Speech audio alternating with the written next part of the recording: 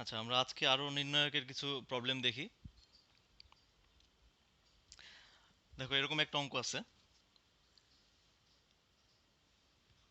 নির্ণায়কটা হচ্ছে এরকম: one BC, BC into B plus C. এটা হচ্ছে ফার্স্ট রো। সেকেন্ড রোতে আছে হচ্ছে one C A, C A into C plus A. আর থার্ড রোতে আছে হচ্ছে one A B, A B into A plus B. দেখো, এখান থেকে প্রমাণ করতে বলছে যে এই নির্ণায়কের মান আসবে হচ্ছে শূন্য। মানে এখান থেকে দুইটা জিনিস দেখাইতে বলছে আসলে, হ্যাঁ। যে এখান থেকে প্রথমে যে জিনিসটা দেখাইতে বলছে এই নির্ণায়ক থেকে, আমরা এটা একটু মুছি। এখান থেকে প্রথমে বলছে যে এইটা দেখাও, যে এ বি সি ইন্টু আরেকটা নির্ণায়ক আছে এখানে, এটা হচ্ছে এরকম,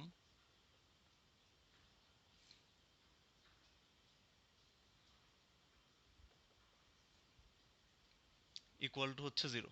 তার মানে এখানে আসলে একসাথে দুইটা অঙ্ক দেয়া, হ্যাঁ। প্রশ্নটা দেখি তোমরা বুঝতেছো যে এই নির্ণায়কের মানটা হচ্ছে শূন্য, আর এই নির্ণায়কের মানটা হচ্ছে শূন্য। একসাথে দুইটা একসাথে লেখা, ঠিক আছে, যে এটা ইকুয়াল টু হচ্ছে এটা, এটা ইকুয়াল টু এটা। তো আমরা হচ্ছে দেখি যে আমরা তাহলে এটা বোঝা যাচ্ছে যে এই নির্ণায়কের মান যখন আমরা বের করবো এটা অবশ্যই জিরো আসবে, আর এই নির্ণায়কের মানটাও কি আসবে, শূন্য আসবে, হ্যাঁ। তো আমরা প্রথমে হচ্ছে প্রথমটা একটু দেখি। তো আমরা হচ্ছে যেহেতু প্রমাণের অঙ্ক লিখবো হচ্ছে কি বাম পক্ষ।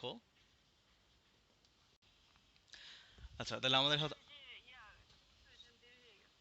আচ্ছা ঠিক আছে, সমস্যা নেই। আচ্ছা দেখো, আমাদের হচ্ছে এই নির্ণায়কটা দেওয়া ছিল, আমাদের প্রমাণ করতে হবে যে এই নির্ণায়কের মান হচ্ছে কত আসবে, শূন্য আসবে, হ্যাঁ। তো আমরা হচ্ছে দেখি যে এই নির্ণায়কটা হচ্ছে কিভাবে সলভ করা যায়। তাহলে আমাদের হচ্ছে টার্গেট কি থাকবে, যে যে কোনো একটা রো বা কলামের এক বা একাধিক উপাদান আমরা শূন্য করতে পারি কিনা, হ্যাঁ। এটা একটা। আরেকটা হচ্ছে যে আমরা আরেকটা নির্ণায়কের আরেকটা প্রপার্টি আমরা দেখছিলাম, যে কোনো একটা নির্ণায়কের যে কোনো দুইটা সারি বা অথবা যে কোনো দুইটা কলাম যদি কি হয়, একই হয়, ওই নির্ণায়কের মান কি হয়ে যায়, শূন্য হয়ে যায়, ঠিক আছে। তাহলে আমরা হচ্ছে একটু এখানে দেখি যে এটা এই নির্ণায়কটাকে কি করা যায়, হ্যাঁ। তাহলে দেখো, এই নির্ণায়কের দিকে তাকাইলে আমরা দেখতে পাবো যে আমরা যদি দেখো তো এই কাজগুলা করি, যে আমরা দেখো প্রথম সারিতে যদি একটা এ গুণ করি, প্রথম সারিতে যদি একটা এ গুণ করে দিই তাহলে জিনিসটা কেমন হবে, A, ABC, ABC into B plus C. তাহলে প্রথম সারিতে দেখো আমরা একটা এ গুণ করছি, তাই না। আর এটা নির্ণায়কের প্রপার্টি ছিল যে নির্ণায়কে যদি কোনো একটা কিছু গুণ করতে হয়, সেটা যে কোনো একটা সারি অথবা যে কোনো একটা কলাম বরাবর গুণ হবে। ওই ম্যাট্রিক্সের মতো সকল ভুক্তির সাথে কিন্তু গুণ হবে না, হ্যাঁ।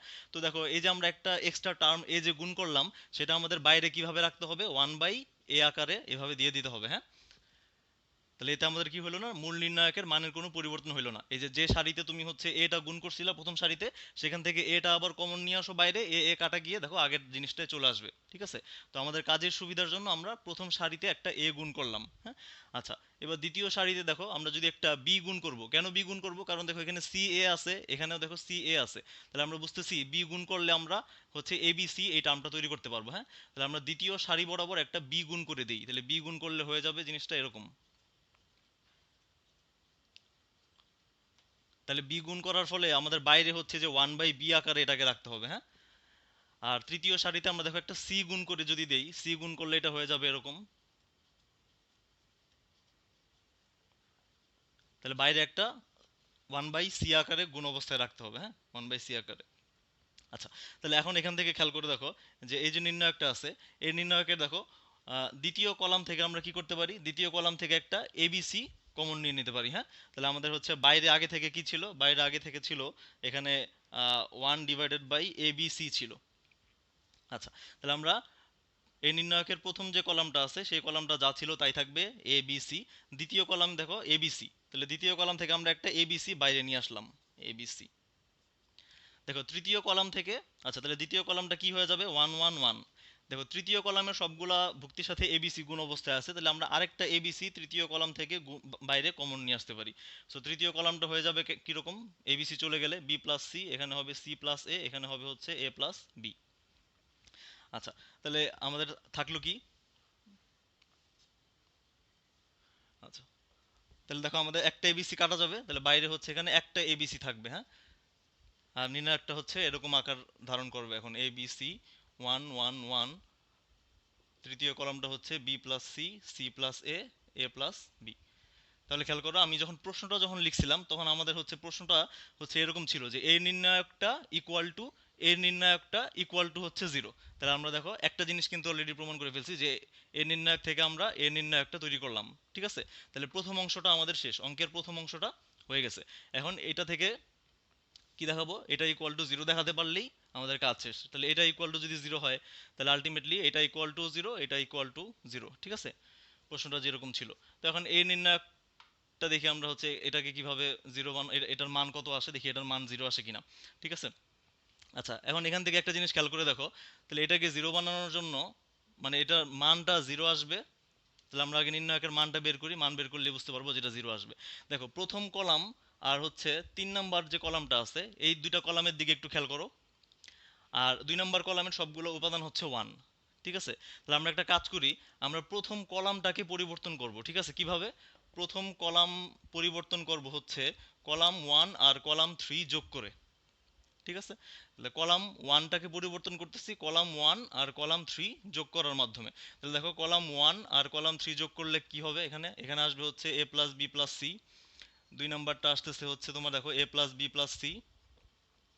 3 নাম্বার টার্মটাও আসতেছে A plus B plus C. আর দ্বিতীয় কলাম যা ছিল তাই থাকবে ওয়ান ওয়ান ওয়ান। তৃতীয় কলাম যা ছিল তাই থাকবে B plus C, C plus এ প্লাস বি। তাহলে এই কাজটা করাতে আমাদের হচ্ছে উপকার কি হয়েছে? উপকার হয়েছে হচ্ছে প্রথম কলাম থেকে দেখো আমরা একটা A plus B plus C common নিয়ে নিতে পারবো, হ্যাঁ। তাহলে কমন নিয়ে নিলে আমাদের প্রথম কলামটা হয়ে যাবে ওয়ান ওয়ান ওয়ান, দ্বিতীয় কলামটা ওয়ান ওয়ান ওয়ান আগে থেকেই ছিল, আর 3 নাম্বার কলামটা হচ্ছে B plus C, C plus এ প্লাস বি। আচ্ছা, তাহলে আমাদের দেখো এখন আলটিমেটলি কি থাকবে ফাইনালি, যে A B C into A plus B plus C into, দেখো তো এই নির্ণায়কের মান কত হবে বলো তো।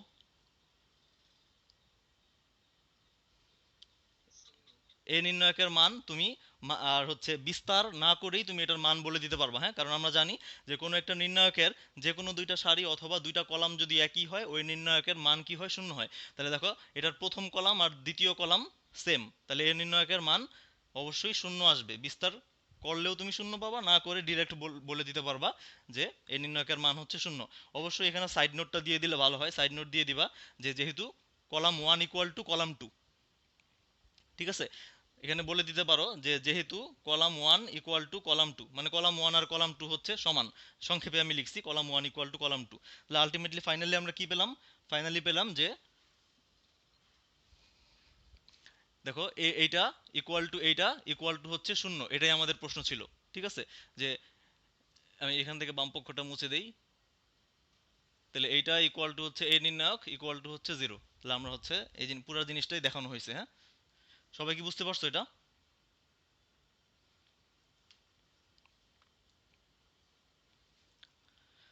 কারো কোনো প্রশ্ন আছে না, সবাই বুঝছো? আচ্ছা,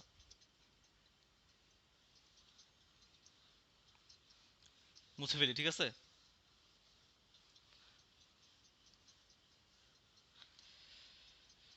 সবাই একটু রেসপন্স করো, হ্যাঁ।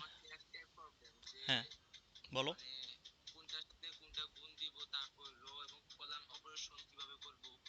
আচ্ছা আচ্ছা, এটা প্রথম প্রথম একটু সমস্যা হবে, হ্যাঁ, সবারই হয়, আমারও হয়েছে। তুমি একটু মানে অঙ্কগুলো যখন করবা, দেখো যে কোনো একটা বইয়ের নির্ণায়কের যে প্রবলেমগুলো আছে সম্পূর্ণ অনুশীলনীটা তুমি যখন সলভ করবা, তুমি প্রথমবার দেখে দেখে সলভ করো, কোনো সমস্যা নেই। দেখে দেখে সলভ করলে তোমার কি হবে যে তুমি টেকনিকগুলো ধরতে পারবা যে প্রবলেমটা এরকম থাকলে আমার হচ্ছে এই কাজগুলো করতে হয়, ঠিক আছে। এখন তুমি তো আর মুখস্থ রাখতে পারবা না, এটা তো সূত্র না কোনো যে তুমি মুখস্থ রাখলা যে এই রো এর সাথে এই রো যোগ করব বা এই কলাম থেকে এই কলাম বিয়োগ করব। তোমার এই টাইপের অঙ্কগুলো কি করতে হবে, ইনস্ট্যান্ট বুদ্ধি খাটায়া হচ্ছে করতে হবে, ঠিক আছে। এবং এগুলো তুমি যত বেশি প্র্যাকটিস করবা তুমি জাস্ট প্রশ্ন দেখলেই ধরতে পারবা যে আমি এই রো এর সাথে এই রো অপারেশন করব বা এই কলাম অপারেশন করব, অথবা কোনো রো এর সাথে কিছু গুণ করতে হবে কিনা, কোনো জায়গা থেকে কমন নিতে হবে কিনা। এই জিনিসগুলো তুমি হচ্ছে যত বেশি প্র্যাকটিস করবা তত বেশি ধরতে পারবা, ঠিক আছে। বুঝতে পারছো? একবার সম্পূর্ণ অনুশীলনীটা একবার নিজে নিজে করো, ঠিক আছে। তুমি চাইলে দরকার হলে সমাধান দেখে দেখে দেখেই করো, কোনো সমস্যা নাই। দেখে দেখে করলেও তুমি জিনিসগুলা ধরতে পারবা, হ্যাঁ। দেখে দেখে করবা, বাট বুঝে বুঝে করবা, না বুঝে শুধু দেখে দেখে করলাম তাহলে কিন্তু হইলো না, ঠিক আছে। যেমনি করো বুঝা করতে হবে, হ্যাঁ। আচ্ছা, এরপর আমরা হচ্ছে বেশ কয়েকটা নির্ণায়কের প্রবলেম দেখছি, যে এই নির্ণায়ক থেকে মান বের করা বা হচ্ছে অলরেডি মান দেওয়া ছিল সেটা প্রমাণ করা, এরকম আমরা দেখছি। আমরা হচ্ছে এবার ভিন্ন টাইপের একটা অঙ্ক দেখি, এটা আমার বইয়ের হচ্ছে 9 নাম্বার। আচ্ছা, এখানে এখানে অঙ্কগুলা বলা হয়েছে যে সমাধান করো, ঠিক আছে? অঙ্কগুলাই বলছে সমাধান করো, তাহলে অঙ্কটা কিরকম একটু দেখি। যে 9-এর 1 নম্বর অঙ্কটা হচ্ছে আমার এরকম দেয়া আছে, যে নির্ণায়কটা হচ্ছে এরকম। প্রথম রোটা হচ্ছে এক্স প্লাস এ, এ, এ। তারপর এখানে আছে B, x plus B, B. Third রোটা হচ্ছে C, C, X plus C. আচ্ছা, বলছে যে এই নির্ণায়কটা ইকুয়াল টু হচ্ছে 0, এটা দেয়া আছে, হ্যাঁ, এটা ইকুয়াল টু 0 দেয়া আছে। এখন বলছে যে উৎপাদকে বিশ্লেষণ করে সমাধান করো। এখন আমরা জানি যে সমাধান করা মানে কি, সমাধান করা মানে হচ্ছে যে চলকের মান বের করা, তাই না? তাহলে দেখো এখানে হচ্ছে এই টার্মগুলোর মধ্যে একটা চলক আছে এক্স, তার মানে কি করতে হবে, যে এই নির্ণায়কটা সমাধান করে তোমার এই চলকের মানটা বের করতে হবে, ঠিক আছে? অলরেডি এই নির্ণায়কের মান কত দেখো তো, এই নির্ণায়কের মান কিন্তু 0, এটা দেওয়াই আছে। এখন তোমাকে এটা সমাধান করে কি বের করতে বলছে, যে চলকের মানটা বের করতে বলছে, যে এক্স এর মান কত হইলে এই নির্ণায়কের মানটা কি হবে, 0 হবে, ঠিক আছে? তাহলে আমরা হচ্ছে দেখি যে এটা এই টাইপের অঙ্কগুলো কিভাবে। তাহলে এই টাইপের অঙ্কগুলাই বলা থাকবে সমাধান করো, সমাধান করো, ঠিক আছে? আচ্ছা, তাহলে আমরা হচ্ছে দেখি কিভাবে করা যায়। তাহলে এখানে যেহেতু অলরেডি ইকুয়াল টু 0 দেয়া আছে, তাহলে আমরা হচ্ছে এটা বা ধরে কাজ করবি, বা বা ইমপ্লাইজ যেটা দাও। আচ্ছা, তাহলে দেখো আমাদের টেকনিকগুলো কিন্তু আগেরটাই, ঠিক আছে? তাহলে আগের টেকনিকগুলো যদি আমরা অ্যাপ্লাই করি এখানে, তাহলে দেখো এই নির্ণায়কের দিকে একটু তাকাও, যে কি কি করা যায় আবির, দেখো তো, যে এমন কিছু করা যায় যে যেই কাজটা করলে তুমি হচ্ছে কোনো একটা রো থেকে একটা জিনিস কমন নিতে পারবা। আমাদের টার্গেট হচ্ছে এগুলা, যে নির্ণায়কের ভিতরে সারি এবং কলাম অপারেশনের মাধ্যমে কোনো একটা সারি থেকে বা কলাম থেকে কোনো কিছু কমন নেওয়া যায় কিনা, কমন নিয়ে কলামটাকে বা সারিটাকে ছোট করা যায় কিনা, ঠিক আছে? এটা একটু দেখো তো, বোঝা যায় কিনা।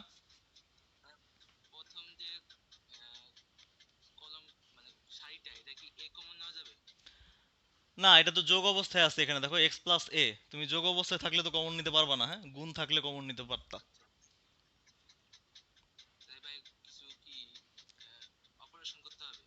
অবশ্যই অপারেশন করতে হবে, হ্যাঁ, অপারেশন ছাড়া হবে না। আচ্ছা, তাহলে এখন দেখো, তুমি যদি দেখো কলামের সাথে কলাম চিন্তা করো, যে কলাম অপারেশন করে তুমি কি করতে পারো। আসলে এখানে কলাম অপারেশন করে তেমন একটা সুবিধা করতে পারবা না, হ্যাঁ। তো আমি দেখো, আমরা তুমি ওই যে প্রবলেম মানে ভুক্তিগুলোর দিকে একটু মনোযোগ দিয়ে তাকাও, ভুক্তিগুলোর দিকে তাকাইলেই তুমি বুঝতে পারবা কি করতে হবে, হ্যাঁ। দেখো আমরা যদি এই কাজটা করি,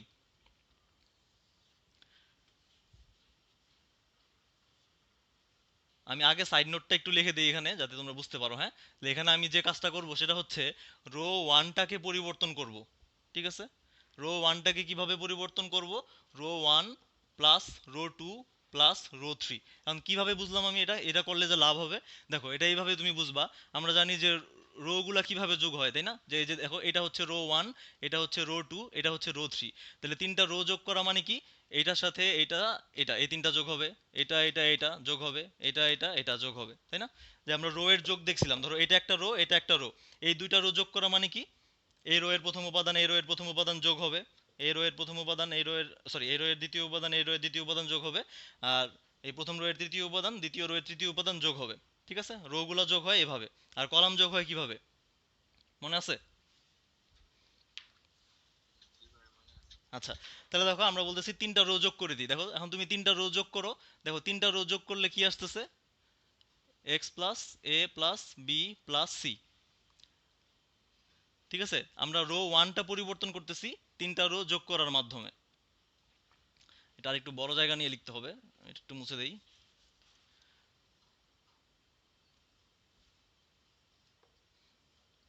আচ্ছা, তাহলে দেখো এখন এই তিনটা যোগ করো, দেখো এই তিনটা যোগ করলেও এখানে কি আসবে, এক্স প্লাস এ প্লাস বি প্লাস সি।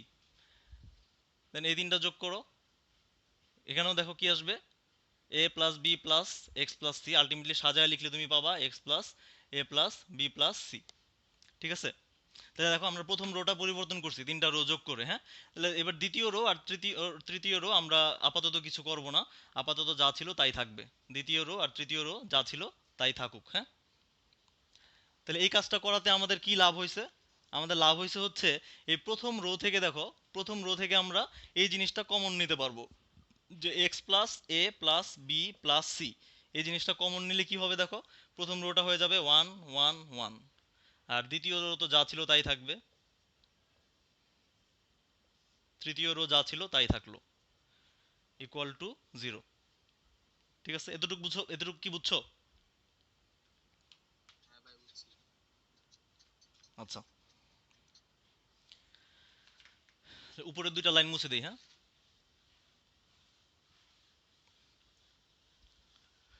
তাহলে দেখো এবার বাকি যে অংশটুকু রইলো, সেটা আমাদের হচ্ছে এখন কাজ কি, এই নির্ণায়কটা নিয়ে কাজ। তাই আমাদের এখানে হাতে কি আছে, বাইরে বাইরে গুণ অবস্থায় আছে এক্স প্লাস এ প্লাস বি প্লাস সি। তাহলে এখন এর নির্ণায়কটা হচ্ছে আমাদের কি করতে হবে, এর নির্ণায়কটা মানে এর নির্ণায়কটা নিয়ে কাজ করতে হবে। তাহলে এখন এখানে দেখো যে আমরা হচ্ছে ওই আগের টার্গেট, যে যে কোনো সারি বা কলামকে ছোট করা, মানে অর্থাৎ এক বা একাধিক উপাদানকে জিরো করা। এখন দেখো তুমি এটা ইজিলি দেখতে পাবা, যে দেখো কলাম ওয়ান থেকে তুমি যদি কলাম টু বিয়োগ করো, তাহলে হচ্ছে মানে কলাম ওয়ান পরিবর্তন করতে গেলে কলাম ওয়ান থেকে কলাম টু বাদ দিলে এখানে একটা জিরো আসবে। কলাম টু যদি পরিবর্তন করতে চাও, তাহলে কলাম টু থেকে কলাম থ্রি বিয়োগ করলে দেখো এখানে জিরো হয়ে যাবে। ঠিক আছে, আবির কি বুঝছো এবার? দেখলে আচ্ছা, হ্যাঁ বলো। হ্যাঁ, এটা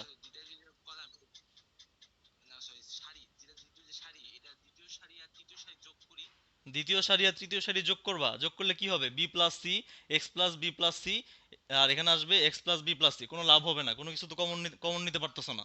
ঠিক আছে, কমন নিতে পারবা না, উল্টা আরো কি হবে, একটা রো বড় হয়ে যাবে। ঠিক আছে, যোগ করতে গেলে যদি আবার এমন হইতো যে তুমি কমন নিতে পারবা, যেমন প্রথম ক্ষেত্রে আমরা হচ্ছে কমন নিয়ে একটা জিনিস পাইছি, তুমি যদি কমন নিতে পারতো এখান থেকে, তাহলে তোমার যোগ করলে সুবিধা হতো, হ্যাঁ। আচ্ছা, তাহলে এবার আমরা হচ্ছে যে কাজগুলো করব সেই কাজগুলো আমরা একটু সাইড নোট দিয়ে এখানে লিখে ফেলি। সেটা হচ্ছে কলাম ওয়ানটাকে পরিবর্তন করব column one minus column two এইভাবে, ও কলাম টুকে পরিবর্তন করব column two minus column three এইভাবে, হ্যাঁ।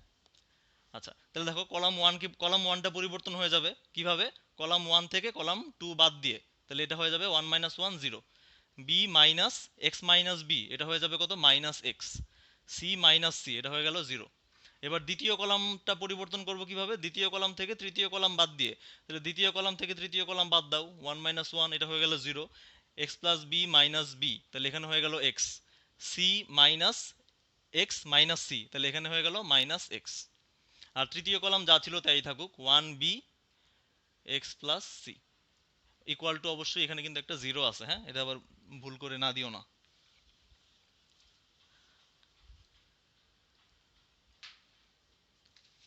আচ্ছা,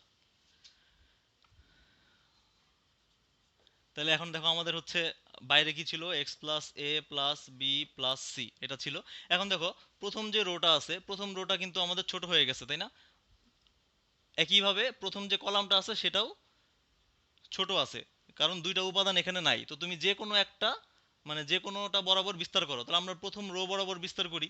তাহলে দেখো প্রথম রো অর্থাৎ প্রথম সারি বরাবর বিস্তার করে পাই, তাহলে এই প্রথম উপাদান জিরো, এটার জন্য কিছু করতে হবে না, আলটিমেটলি জিরোই আসবে, এটা জিরো, কিছু করতে হবে না।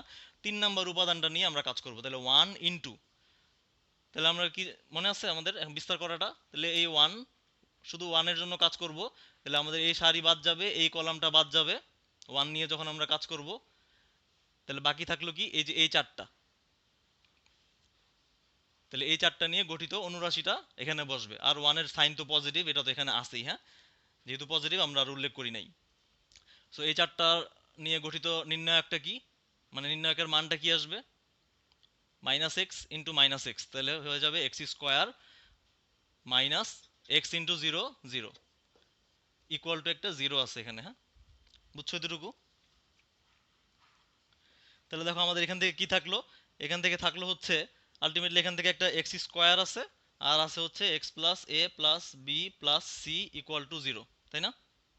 তাহলে সুতরাং আমরা বলতে পারি, এখন দেখো এটা তো গুণ অবস্থায় আছে, সো x = 0 একটা অ্যান্সার, একটা সমাধান। আরেকটা কি, আরেকটা হচ্ছে এই যে এইটা থেকে, যে x plus A plus B plus c equal to 0, তাহলে এখান থেকে এক্স ইকুয়াল টু আসবে কি, এটা, যে মাইনাস কমন নিয়ে লিখলা এ প্লাস বি প্লাস সি।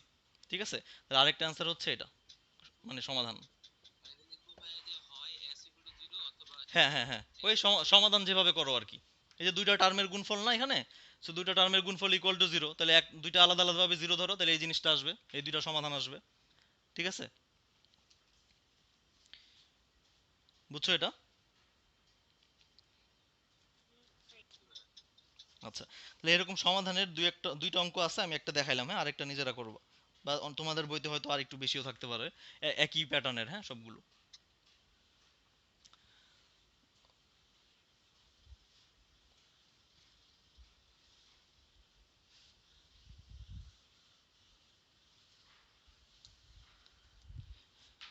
আচ্ছা, এবার তোমাদের কাছে একটা প্রশ্ন, ঠিক আছে? প্রশ্নটা হচ্ছে এরকম, এটা সবাই অ্যান্সার দেওয়ার চেষ্টা করবা, হ্যাঁ। দেখো, একটা ম্যাট্রিক্স দেয়া আছে, এটা কিন্তু নির্ণায়ক না, একটা ম্যাট্রিক্স, খেয়াল রাখো। ফার্স্ট ব্র্যাকেট দিয়ে লিখছি অথবা থার্ড ব্র্যাকেট দিয়ে লিখবা, হ্যাঁ। ম্যাট্রিক্সটা হচ্ছে x plus five five, two অর্ডারের একটা বর্গ matrix. X plus five five, এখানে আছে থ্রি, এক্স মাইনাস নাইন। তাহলে এটা একটা টু অর্ডারের বর্গ ম্যাট্রিক্স। আচ্ছা, বলছে যে এই ম্যাট্রিক্সটা যদি ব্যতিক্রমী হয়, তাহলে এখান থেকে এক্স এর মান বের করো। কি করবো বলো তো? বলছে এই ম্যাট্রিক্সটা যদি ব্যতিক্রমী হয়, ঠিক আছে, ম্যাট্রিক্সটি ব্যতিক্রমী হলে, ব্যতিক্রমী ব্যতিক্রমী হলে এক্স এর মান কত?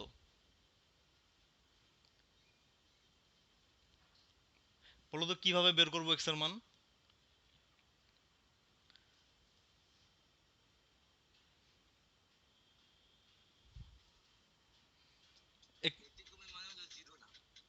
এক- একটু একটু মনে করার চেষ্টা চেষ্টা করো, হ্যাঁ।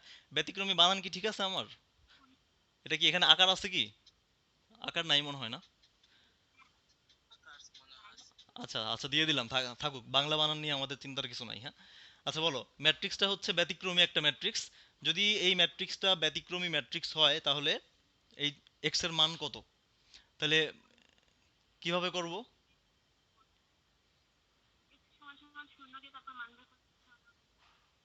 বুঝি নাই, আরেকবার বলো।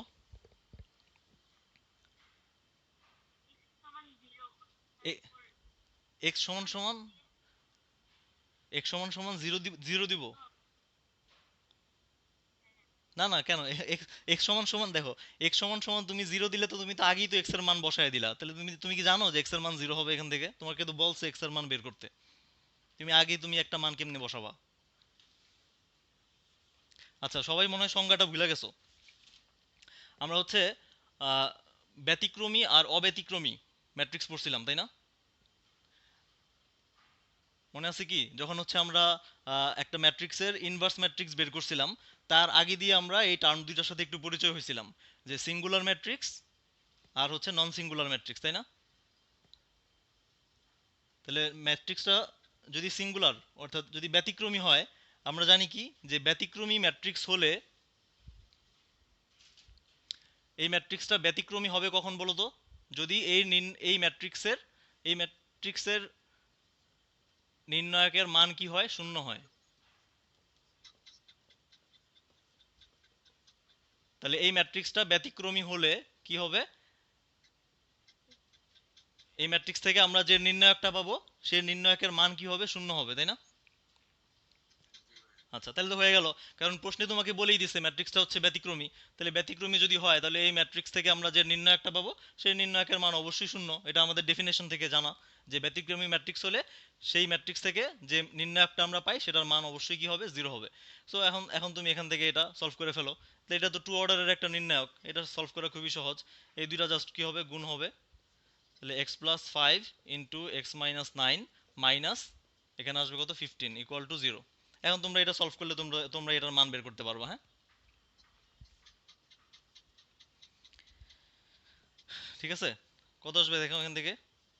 X square minus nine X, আর হচ্ছে এখানে আসবে ফাইভ এক্স, তাহলে মাইনাস ফোর এক্স থাকবে, আর হচ্ছে মাইনাস ফর্টি ফাইভ, আর এখানে আছে মাইনাস ফিফটিন, তাহলে মানে minus sixty equal to zero. এখন এই দ্বিঘাত সমীকরণটা সলভ করো, এটা সলভ করলেই তুমি হচ্ছে, মানে এটা মিডল ফ্যাক্টর করো, করলেই তুমি এখান থেকে এক্স এর মান পেয়ে যাবো। ঠিক আছে, তাহলে এটা এক্স এর মান আসবে হচ্ছে তোমার মাইনাস সিক্স আর টেন, এই দুইটা মান আসবে, হ্যাঁ। মাইনাস সিক্স অথবা 10, এই দুইটা মান বসালে এটা স্যাটিসফাই হবে। ঠিক আছে, তাহলে এই জিনিসগুলো একটু মনে রাখবা, হ্যাঁ, এগুলো দিয়ে অনেক সময় অবজেক্টিভ দেয়। হ্যাঁ হ্যাঁ,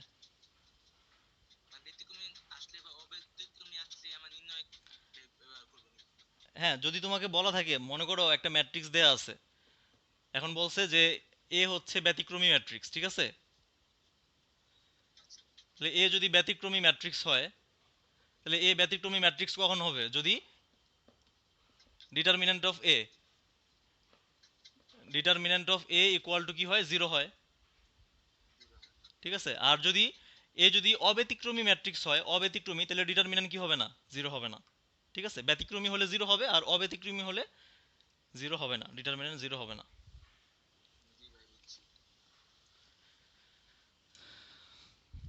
আচ্ছা, আচ্ছা এবার আমরা হচ্ছে একটা ম্যাট্রিক্স দেয়া আছে, তার ইনভার্স ম্যাট্রিক্সটা বের করি, হ্যাঁ। দেখো একটা ম্যাট্রিক্স দেয়া আছে এ, আমাদের নির্ণয়কের অঙ্ক মোটামুটি শেষ, হ্যাঁ। নির্ণয়কের আর আমরা আর লাস্টে আরেকটা অঙ্ক করব সমীকরণ সমাধানের, তাহলে শেষ হয়ে যাবে। এই এই অঙ্কটা আমরা একটু দেখি। আমরা হচ্ছে ম্যাট্রিক্সের ইনভার্স ম্যাট্রিক্স কিভাবে বের করতে হয় সেটা দেখছিলাম। যদি ইনভার্স ম্যাট্রিক্স এক্সিস্ট করে, তাহলে কিভাবে ইনভার্স ম্যাট্রিক্সটা বের করা লাগে সেটা আমরা ডিটেলসে একটু দেখছি আগে, তাই না? শুরুর দিকে মনে আছে? আচ্ছা, তাহলে দেখো আমাদের এই ম্যাট্রিক্সটা দেওয়া আছে 3 - 4 2 -2 1 0 -1 -1 1। এখন তোমাকে বলছে যে প্রথমে যখন তোমার একটা ম্যাট্রিক্স দেওয়া আছে, এখন প্রথমে তুমি চেক করে দেখবা যে এই ম্যাট্রিক্সের ইনভার্স ম্যাট্রিক্স কি এক্সিস্ট করে নাকি করে না। ঠিক আছে, যদি এই ম্যাট্রিক্সের ইনভার্স ম্যাট্রিক্সটা থেকে থাকে, তাইলে তুমি হচ্ছে নেক্সট প্রসিডিউরে যাবা, মানে ইনভার্স ম্যাট্রিক্স বের করার জন্য যা যা করা দরকার সেগুলো করবা, হ্যাঁ। তো প্রথমে আমাদের কি দেখতে হবে? আচ্ছা আমরা আগে একটু এখানে দেখি যে একটা মনে করো একটা ম্যাট্রিক্স আছে এ, বলো তো এই ম্যাট্রিক্সটা কিরকম হবে? এই ম্যাট্রিক্সের প্রকৃতি কিরকম, কত মানে কেমন অর্ডার হবে এটার? মনে আছে কি যে কোন ম্যাট্রিক্সগুলোর ইনভার্স ম্যাট্রিক্স পাওয়া যায়?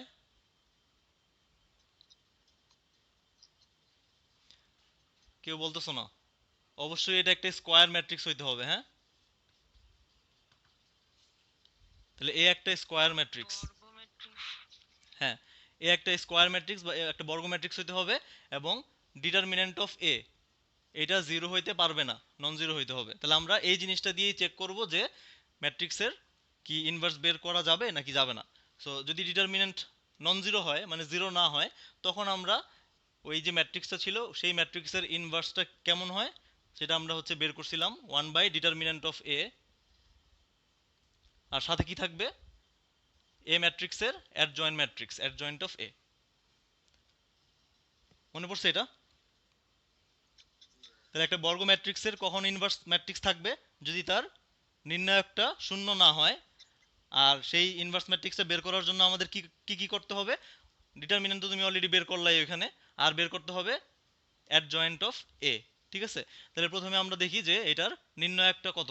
নির্ণায়ক যদি শূন্য হয় তাহলে আর হচ্ছে ইনভার্স ম্যাট্রিক্স পাওয়া যাবে না, আর নির্ণায়ক যদি শূন্য না হয় তাহলে হচ্ছে আমাদের ইনভার্স ম্যাট্রিক্সটা পাওয়া যাবে। ঠিক আছে, তাহলে প্রথমে আমরা হচ্ছে এই এ যে ম্যাট্রিক্সটা আছে, এই এ ম্যাট্রিক্সের নির্ণায়কটা বের করি, হ্যাঁ। তাহলে আমরা লিখি, সুতরাং determinant of A equal to 3 - 4 2 -2 1 0 -1 -1 1। তাহলে থ্রি অর্ডারের একটা নির্ণায়ক, তাই না? তাহলে কি থ্রি অর্ডারের নির্ণায়কের কিভাবে করা লাগে? থ্রি অর্ডারের একটা নির্ণায়কের মান কিভাবে বের করতে হয় মনে আছে? সহগ গুণক বিস্তৃতির মাধ্যমে, হ্যাঁ। তাহলে যে কোনো একটা সারি অথবা যে কোনো কলাম বরাবর বিস্তার করে দাও। তাহলে আমরা হচ্ছে প্রথম সারি বরাবর বিস্তার করি। তাহলে প্রথম সারি বরাবর বিস্তার করব, তাহলে হচ্ছে আহ, আচ্ছা এখানে আরেকটা কাজ করতে পারো, দেখো যে 2 নাম্বার সারি অথবা 3 নাম্বার কলাম, এখানে দেখা যাচ্ছে, দেখো একটা এলিমেন্ট কি আছে, একটা ভুক্তি শূন্য আছে। তো তুমি চাইলে হচ্ছে এই 2 নাম্বার সারি অথবা 3 নাম্বার যে কলাম আছে সেটা দিয়েও বিস্তার করতে পারো। সেটা দিয়ে বিস্তার করলে তোমার একটু কাজ কমবে, একটা এলিমেন্টের জন্য হিসাব করতে হবে না, কারণ এটার জন্য কি আসবে, আলটিমেটলি জিরোই আসবে, হ্যাঁ। তো আমরা হচ্ছে দেখি, প্রথম সারি দিয়ে তো সবসময় আমরা বিস্তার করছি আগে, আজকে আমরা হচ্ছে এই দ্বিতীয় সারি বরাবর বিস্তার করি, হ্যাঁ। তাহলে দেখো দ্বিতীয় সারি বরাবর বিস্তার করলে আমাদের প্রথম এলিমেন্ট কি, -2। এই -2 এর সাইন বলো তো, এই ভুক্তির সাইন কি? -2 এর সাইন কি?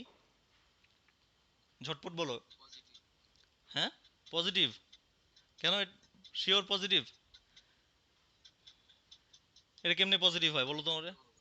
না, দেখো এটা আছে কোথায়? এটা আছে হচ্ছে প্রথম কলামে আর 2 নাম্বার সারিতে। তার মানে -1 সারি কত? সারি হচ্ছে 2 আর কলাম কত? 1। তার মানে কত আসে? মাইনাস আসে না? আন্দাজে বললে হবে না। সো এটা সাইন হচ্ছে মাইনাস, হ্যাঁ, সামনে একটা মাইনাস বসলো। আর এর সাথে কি বসবে? সাথে বসবে হচ্ছে এই এলিমেন্টের অনুরাশি, তাই না? এই পাশে। সো এটার অনুরাশি তুমি যদি পারো একবারে লিখে দাও, আর না পারলে প্রথম অবস্থায় একটু এইভাবে লেখো। তাহলে অনুরাশিটা আমরা কি জানি দেখছিলাম, যে এই এলিমেন্ট যে সারিতে আছে, যে কলামে আছে, সেটা বাদ দিয়ে অবশিষ্ট যে চারটা, সেই চারটা নিয়ে গঠিত নির্ণায়কের মান হচ্ছে ওই মানে। আচ্ছা, তাহলে আমরা হচ্ছে সেকেন্ড রো বরাবর বিস্তার করতেছিলাম, হ্যাঁ। তাহলে হচ্ছে প্রথম এলিমেন্টের জন্য আমরা এটা পাইছি, এবং সেকেন্ড এলিমেন্টের সাইনটা কি হবে? পজিটিভ হবে। ওয়ান, ওয়ানের সাথে কি থাকবে? তার এখানে অনুরাশি থাকবে। সো ওয়ান যে সারিতে আছে, অর্থাৎ 2 নাম্বার সারি, এবং হচ্ছে এই কলামটা বাদ দাও, তাহলে বাকি থাকে এই চারটা। তাহলে 3 2 আর -1 1। ঠিক আছে। আর লাস্টেরটার জন্য আমাদের আর নেওয়ার দরকার নাই, কারণ হচ্ছে কি, এটা হচ্ছে, এটার জন্য যাই নাও তুমি 0 আসবে, হ্যাঁ। এই জন্যই আমরা সেকেন্ড রো বরাবর বিস্তার করলাম, ঠিক আছে, এই সুবিধাটুকু নেয়ার জন্য। আর এটা যদি এখানে কোনো এলিমেন্ট থাকতো, মনে করো শূন্য না থেকে যদি কোনো এলিমেন্ট থাকতো, এটার সাইন কি হইতো বলো তো? মাইনাস হইতো, কারণ এটা হচ্ছে 2 নাম্বার সারি আর 3 নাম্বার কলাম, তার মানে এটার সাইনটা নেগেটিভ আসতো, হ্যাঁ। আচ্ছা, তাহলে এখন হচ্ছে আমাদের কাজ কি? এখানে থাকতেছে 2, আর এটা ভাঙাইলে কত আসবে? -4।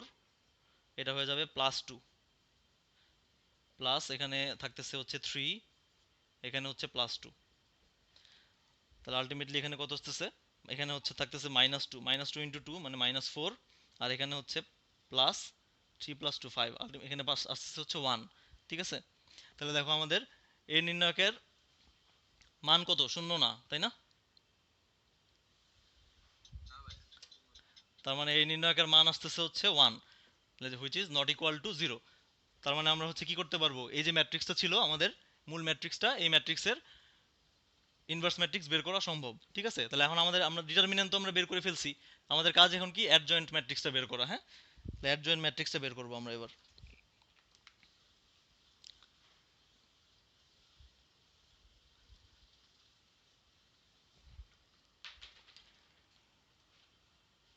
আচ্ছা, তাহলে এখানে হচ্ছে অতটুকু বের করার পরে একটু লিখতে পারো যে ম্যাট্রিক্সটি, মানে ম্যাট্রিক্সের ইনভার্স ম্যাট্রিক্স বের করা সম্ভব, বা ম্যাট্রিক্সটি বিপরীতযোগ্য।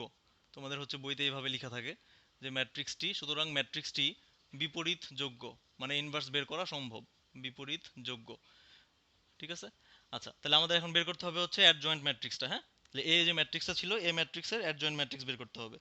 আচ্ছা, তাহলে আমাদের মূল ম্যাট্রিক্সটা কি ছিল? আমরা এখানে একটু লিখে রাখি ছোট করে, মুছে ফেলছিলাম আমি এটা। ম্যাট্রিক্সটা কি ছিল? 3 -4 2 -2 1 0 -1 1 1। তাহলে দেখো এই হচ্ছে আমাদের ম্যাট্রিক্সটা ছিল, ঠিক আছে। -1 -1 1। আচ্ছা, এখন বলো তো, যে এই যে অ্যাডজয়েন্ট ম্যাট্রিক্সটা আছে, অ্যাডজয়েন্ট ম্যাট্রিক্সের ডেফিনেশনটা কি মনে আছে তোমাদের? এটার ডেফিনেশনটা মনে আছে কিভাবে বের করতে হয়? বলো তো। কি, কার ট্রান্সপোজ করতে হবে?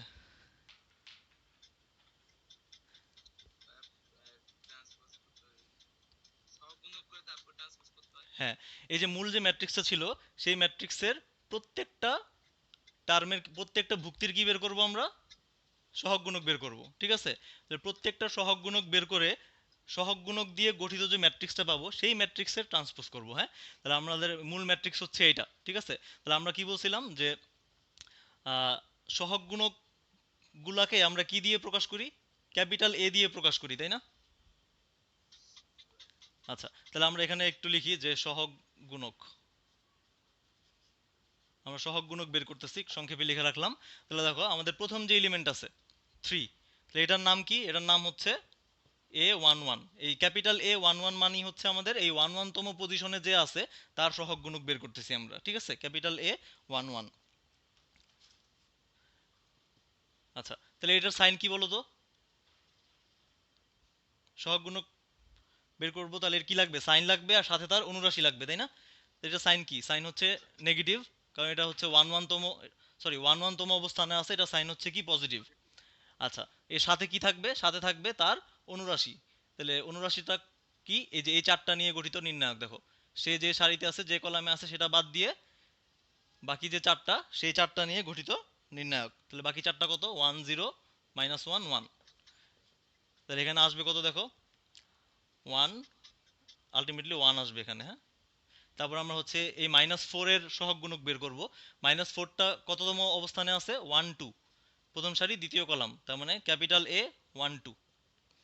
তাহলে এটার সাইন কি? প্রথম সারি দ্বিতীয় কলাম, এটা সাইন হচ্ছে নেগেটিভ। সো এটার সাথে কি থাকবে? সাইনাসের সাথে থাকবে তার অনুরাশি। সো এটার অনুরাশিটা কি হবে দেখো? প্রথম সারি আর এই কলামটা বাদ দিলে এই চারটা নিয়ে গঠিত নির্ণায়কটা, তার মানে -2 0 আর -1 1। তাহলে সামনে একটা মাইনাস আছে আর এখানে আসবে কি দেখো? একটা -2, তার মানে +2 হয়ে যাবে, হ্যাঁ।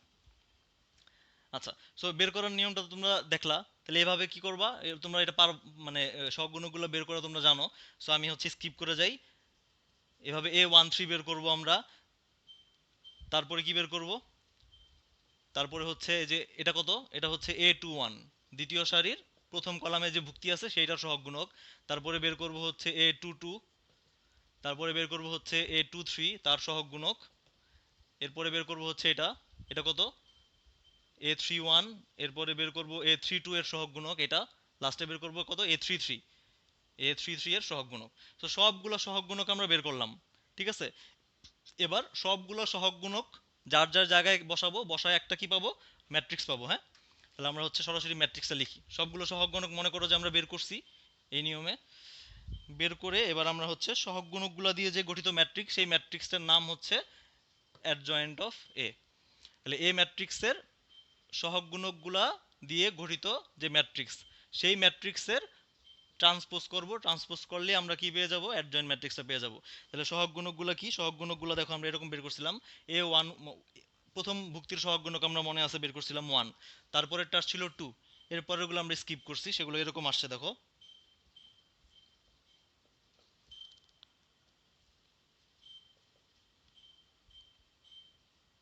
ঠিক আছে, এখন কি করতে হবে? এটা ট্রান্সপোজ করতে হবে। সো ট্রান্সপোজ করলে আমরা অ্যাডজয়েন্ট অফ এ পাবো। সো এটা ট্রান্সপোজ করে দাও, সারিগুলো কলাম হয়ে যাবে 1 2 3। তারপর আসবে কত? 2 5 7 -2 -4 -5। সো এটা হচ্ছে আমাদের মূল ম্যাট্রিক্সের অ্যাডজয়েন্ট ম্যাট্রিক্স। সো আমরা ডিটারমিনেন্ট জানি, অ্যাডজয়েন্ট ম্যাট্রিক্সও জানি। তাহলে এবার আমরা হচ্ছে এই যে এই সূত্রে বসায় দিলে আমরা কি হবে? এ ম্যাট্রিক্সের ইনভার্স ম্যাট্রিক্সটা পেয়ে যাব, ঠিক আছে।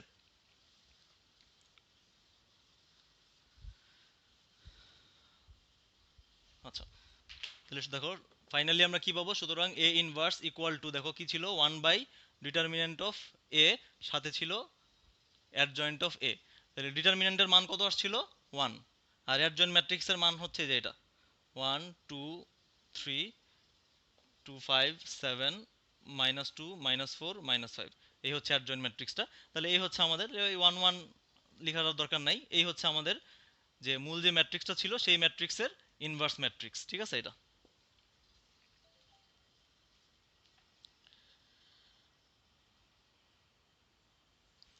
বুঝতে পারছো সবাই? আচ্ছা, এই চ্যাপ্টারের আর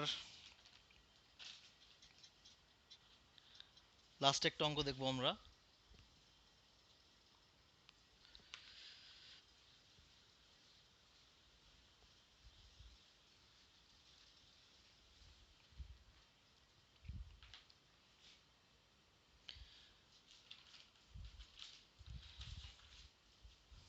আচ্ছা, আরেকটা অঙ্ক আমি একটু সংক্ষেপে তোমাদের বলে দিই, হ্যাঁ। এটা তোমরা বাসায় নিজেরা করবা, ঠিক আছে। এর প্রশ্নটা একটু লিখে রাখতে পারো। প্রশ্নটা হচ্ছে এরকম, এটা করে আমারে বলবা, হ্যাঁ। এটা তোমাদের বাড়ির কাজ। ধরো একটা ম্যাট্রিক্স আছে এরকম 1 0 2 2 -1 3। সবাই একটু তুলে নাও এটা, হ্যাঁ, 4 1 8, এটা একটা ম্যাট্রিক্স। আর আরেকটা ম্যাট্রিক্স আছে বি। বি ম্যাট্রিক্সটা হচ্ছে এরকম, -11 2 2 -4 0 1 6 -1 -1। সবাই দেখো তুলছো এটা? প্রথম ম্যাট্রিক্সটা হচ্ছে 1 0 2 2 -1 3 4 1 8। দ্বিতীয় ম্যাট্রিক্সটা হচ্ছে -11 2 2 -4 0 1 6 -1 -1। আচ্ছা, হ্যাঁ, এটা কি করবা সেটা বলতেছি। প্রথমে হচ্ছে এ বি বের করবা। এ ম্যাট্রিক্সের সাথে বি ম্যাট্রিক্স গুণ করলে কি হবে, নতুন একটা ম্যাট্রিক্স পাবা। এখন প্রথমে চেক করবা গুণ করা যায় কিনা। যেহেতু দেখো দুইটাই হচ্ছে 3 অর্ডারের বর্গ ম্যাট্রিক্স, চেক করার কিছু নাই, অবশ্যই গুণ করা যাবে। কারণ প্রথম ম্যাট্রিক্সের কলাম সংখ্যা দ্বিতীয় ম্যাট্রিক্সের সারি সংখ্যার সমান। সো এ বি বের করলা, ঠিক আছে। এরপরে যেটা করবা, এরপরে বি এ বের করবা, আরেকটা নতুন ম্যাট্রিক্স আসবে, ঠিক আছে।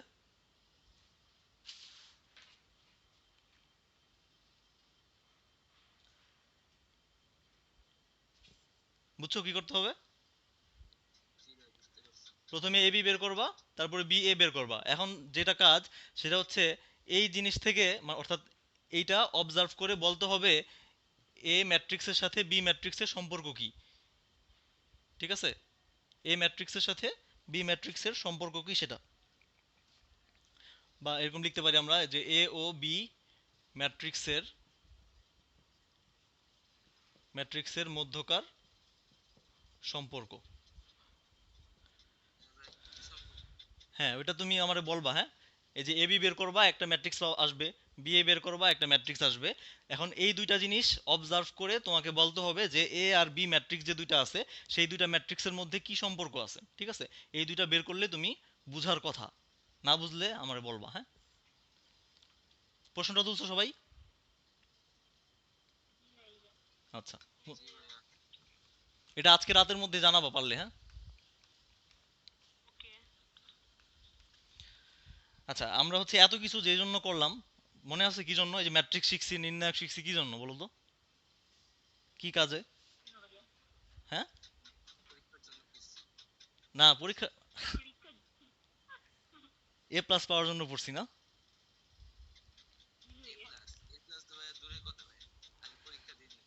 আচ্ছা শোনো, যে আমরা ম্যাট্রিক্স এবং নির্ণায়ক এই দুইটা জিনিস হচ্ছে মানে যখন আমরা পড়ছি আমরা একটু ডিটেলসে আলোচনা করছিলাম যে ম্যাট্রিক্স এবং নির্ণায়ক আমরা পড়তেছি কার জন্য? সমীকরণ জোট সমাধান করার জন্য, একঘাতি সমীকরণ জোট সমাধানের জন্য, ঠিক আছে, মনে আছে? ভুলে গেছো? বলো কি, মনে আছে? আচ্ছা, দেখো আমি একটা সমীকরণ লিখি, হ্যাঁ। একটা সমীকরণ জোট লিখতেছি, এখানে আছে হচ্ছে দেখো দেয়া আছে 4x গিভেন। সমীকরণগুলো হচ্ছে 4x minus y plus 4z equal to 12। 2 নম্বর সমীকরণটা হচ্ছে 2x plus thrice y plus 8z equal to 12। 3 নম্বর সমীকরণটা হচ্ছে 6x plus 5y plus 12z equal to 24। দেখো এখানে কয়টা সমীকরণ আছে? 3টা সমীকরণ আছে, তাই না? প্রত্যেকটাই হচ্ছে কি দেখো একঘাতি। 3টা সমীকরণই হচ্ছে একঘাতি। তাহলে এখন দেখো, তোমরা হচ্ছে ক্লাস 9 10-এ হচ্ছে সর্বোচ্চ কয়টা সমীকরণ জোটের সমাধান করছো বলো তো? 2টা। যেমন A X plus B Y equal to মনে করো সি, তারপরে ধরো হচ্ছে এটা আমরা a1 b1 আর c1 দিই, আর a2x। আচ্ছা, আমি একটা সমীকরণ লিখি তাহলে তোমাদের বুঝতে সুবিধা হবে, হ্যাঁ। আচ্ছা, এখানেই আছে, মনে করো এরকম একটা সমীকরণ আছে যে x plus 2y equal to 5, 3x plus 5y equal to 14। তাহলে তোমরা ক্লাস 9 10-এ এরকম একঘাতি সমীকরণ জোটের সমাধান বের করছো প্রতিস্থাপন অপনয়ন আর হচ্ছে বজ্রগুণন বা আর গুণনের মাধ্যমে, তাই না? চলক ছিল দুইটা, এক্স আর ওয়াই, মনে পড়ে নাকি পড়ে না? আচ্ছা, হ্যাঁ, প্রতিস্থাপন অপনয়ন বা বজ্রগুণন যে কোনো কাজ করছো। তো এখানেও ঠিক একই জিনিস, কিন্তু কি আছে, একটু যেহেতু বড় ক্লাসে উঠছো, সমীকরণ হচ্ছে কয়টা? 3টা। এবং এখানে চলক কয়টা? 3টা, ঠিক আছে, এক্স ওয়াই জেড। তার মানে এই এই সমীকরণ জোটটা সমাধান করলে কি পাবা, এক্স এর একটা মান পাবা, ওয়াই এর একটা মান পাবা, জেড এর একটা মান পাবা। ঠিক আছে? আচ্ছা, তো আমরা হচ্ছে ম্যাট্রিক্সের প্রথম ক্লাসে আর নির্ণায়কের প্রথম ক্লাসে আমরা হচ্ছে এগুলো একটু ডিটেলসে দেখছিলাম যে আসলে মূলত এইরকম সমীকরণ জোট সমাধান করার উদ্দেশ্যেই ম্যাট্রিক্সের জন্ম আর নির্ণায়কের জন্ম। ঠিক আছে? তো আমরা হচ্ছে এখন সেই ম্যাট্রিক্সের নির্ণায়কের অনেক অঙ্ক টঙ্ক করে আসছি, সবার লাস্টে আমরা হচ্ছে তার একটা অ্যাপ্লিকেশন দেখব। তো হচ্ছে ম্যাট্রিক্সের মাধ্যমে এরকম সমীকরণ জোট সমাধান করার জন্য যে আহ, যে নিয়মগুলো আছে বা যে থিওরামগুলো আছে সেগুলো তোমাদের ক্লাসের জন্য না, ওগুলো আরেকটু বড় হইলে তখন জানতে পারবা। তো নির্ণায়কের মাধ্যমে যেই প্রক্রিয়াটা আছে এরকম সমীকরণ জোট সমাধান করার জন্য, সেইটা আমরা হচ্ছে পড়বো। হ্যাঁ, সেটার নাম হচ্ছে ক্রেমার্স রুল। ক্রেমার্স, ভাইয়া আজকে না আপনি নতুন চ্যাপ্টার শুরু করেন। এটা শেষ করি, এই এই এই একটা এই লাস্ট অঙ্ক। নতুন চ্যাপ্টার তো শুরু করা যাবে, 4:30 থেকে শুরু করলাম না আজকে। আচ্ছা, এটা ক্রেমার্স রুল। হ্যাঁ, ক্রেমার্স রুল। তো এই ক্রেমার্স রুলের সাহায্যে আমরা কি করব, নির্ণায়কের সাহায্যে এরকম সমীকরণ জোট কিভাবে সমাধান করা যায় সেটা একটু দেখব, খুবই সহজ। জাস্ট হচ্ছে নিয়মটা কিভাবে কাজ করে সেটা একটু দেখো, হ্যাঁ, যে কিভাবে সমাধান করতে হয়। ঠিক আছে? আচ্ছা, তাহলে আমাদের দেখো জাস্ট নিয়মটা একটু খেয়াল করো। আমাদের প্রথম কাজ হচ্ছে যে এই যে দেখো চলকের সাথে যে সহগগুলো আছে, এই সহগগুলো নিয়ে একটা নির্ণায়ক বানাবা। দেখো, সহগগুলো নিয়ে একটা নির্ণায়ক বানাও, দেখো কি আসবে, 4। এখানে এই ওয়াই এর সাথে কত আছে, -1। এই জেড এর সাথে কত আছে, 4। দুই নাম্বারটাতে দেখো এখানে আছে কত, 2। এখানে আছে কত, 3। এখানে আছে কত, 8। তিন নাম্বারটায় এখানে আছে 6। এখানে আছে 5। এখানে আছে 12। দেখো একটা নির্ণায়ক হয়ে গেল। ঠিক আছে? বুঝছো এটা? হ্যাঁ, আমরা হচ্ছে ওই নির্ণায়কের প্রথম ক্লাসে দেখছিলাম যে এরকম সমীকরণ জোট থেকে কিভাবে নির্ণায়কটা আসে। হ্যাঁ, সো দেখো এই নির্ণায়কের মানটা বের করবা। যেহেতু সময় কম, নির্ণায়কের মান তোমরা বের করতে পারো, আমি আর নির্ণায়কের মানটা বের করলাম না। এর নির্ণায়কের মান কত আসবে, এর নির্ণায়কের মান আসবে হচ্ছে -72, which is not equal to 0। ঠিক আছে?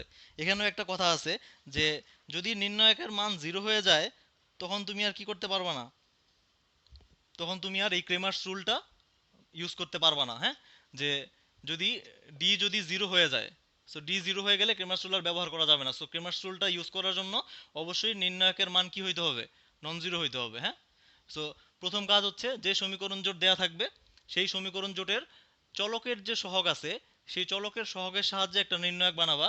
সেই নির্ণায়কের মানটা বের করলা, বের করে আমরা দেখলাম -72 আসছে। That is okay. হ্যাঁ, শূন্য আসে নাই। সো এটা একটু মনে রাখো যে আমাদের এর নির্ণায়কের মানটা কত আসছে, এর নির্ণায়কের মানটা আসছে ডি ইকুয়াল টু আসছে -72। এটা আমাদের পরে কাজে লাগবে। আচ্ছা। আচ্ছা ভাই, এখানে যে দেখা যাচ্ছে যে তিনটা সমাধান 12 দেওয়া আছে, 12 দেওয়া আছে, 24 দেওয়া আছে, হ্যাঁ, এটা কি করবে? এটা কোনো কাজের নাই? অবশ্যই আছে, অবশ্যই আছে, কাজ না থাকলে কি আমি লিখছি?